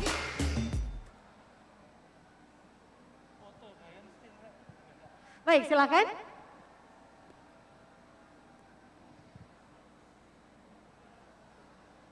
Saya yakin di balik masker kita semua senyum ya, Bapak Ibu. Sekali lagi boleh fotografer dipersilakan. Satu kali lagi, baik. Boleh gaya bebas mungkin? Boleh gaya bebas ya, oke. Baik, dengan gaya kita masing-masing ya. Untuk kemajuan UMKM Jawa Timur dan juga Indonesia pada umumnya. Ya, baik, fotografer masih? Baik, sekali lagi terima kasih kepada Ibu Cindy, Pak Damar dan juga kepada Pak Febri. Luar biasa sekali. Boleh kembali juga ke tempat yang sudah disediakan dan Bapak Ibu dengan demikian FGD pada sore hari ini telah berakhir. Kami ucapkan banyak terima kasih kepada Anda yang sudah meluangkan waktu terbaiknya, kepada narasumber, kepada para peserta yang juga telah memberikan diskusi bermanfaat untuk penguatan UMKM yang ada di Surabaya dan juga Jawa Timur pastinya. Dan pastinya juga sekali lagi saya ingatkan download aplikasi Fentany di App Store dan juga Google Play Store. Atau boleh langsung saja Anda ke booth Fentany di samping stage kami untuk Anda bisa tanya-tanya lebih lanjut dan jangan lewatkan juga pastinya banyak tenan-tenan yang hadir di sini yang telah mendukung rangkaian acara Gemar Ramadan yang dimana berfokus pada penguatan sektor UMKM. Sponsor kami ucapkan banyak terima kasih yang dimana kami menghadirkan acara ini komitmen bersama antara Harian Surya, Tribun Jatim Network dan seluruh sponsor yakni Bank Rakyat Indonesia, Wardah, Fentany, Yamaha, Fibercrem, Sayur Box, BFI Finance Mayora dan juga kolaborasi bersama Pemprov Jatim, Konsulat Jenderal Jepang, Dekranasda Provinsi Jatim, kemudian juga DPKK Jawa Timur, Pemerintah Kota Malang, Pemerintah Kabupaten Banyuwangi, Dharma Wanita Persatuan Kota Surabaya, tidak ketinggalan juga Rumah BUMN, Forum Komunikasi Kompas Gramedia Group, Grand City Mall, Sinergi Bicara dan juga Indonesia Fashion Chamber Jawa Timur, tidak ketinggalan Yayasan Pendidikan Anak-Anak Buta dan juga HIPMI Kindo. Saya Karin Sam pamit undur diri, selamat sore dan selamat menikmati untuk rangkaian acara Gemar Ramadan bersama UMKM Jawa Timur, UMKM Kartini Jawa Timur tanggal 26 hingga 30 April 2022. Maju terus UMKM Jawa Timur, sampai jumpa.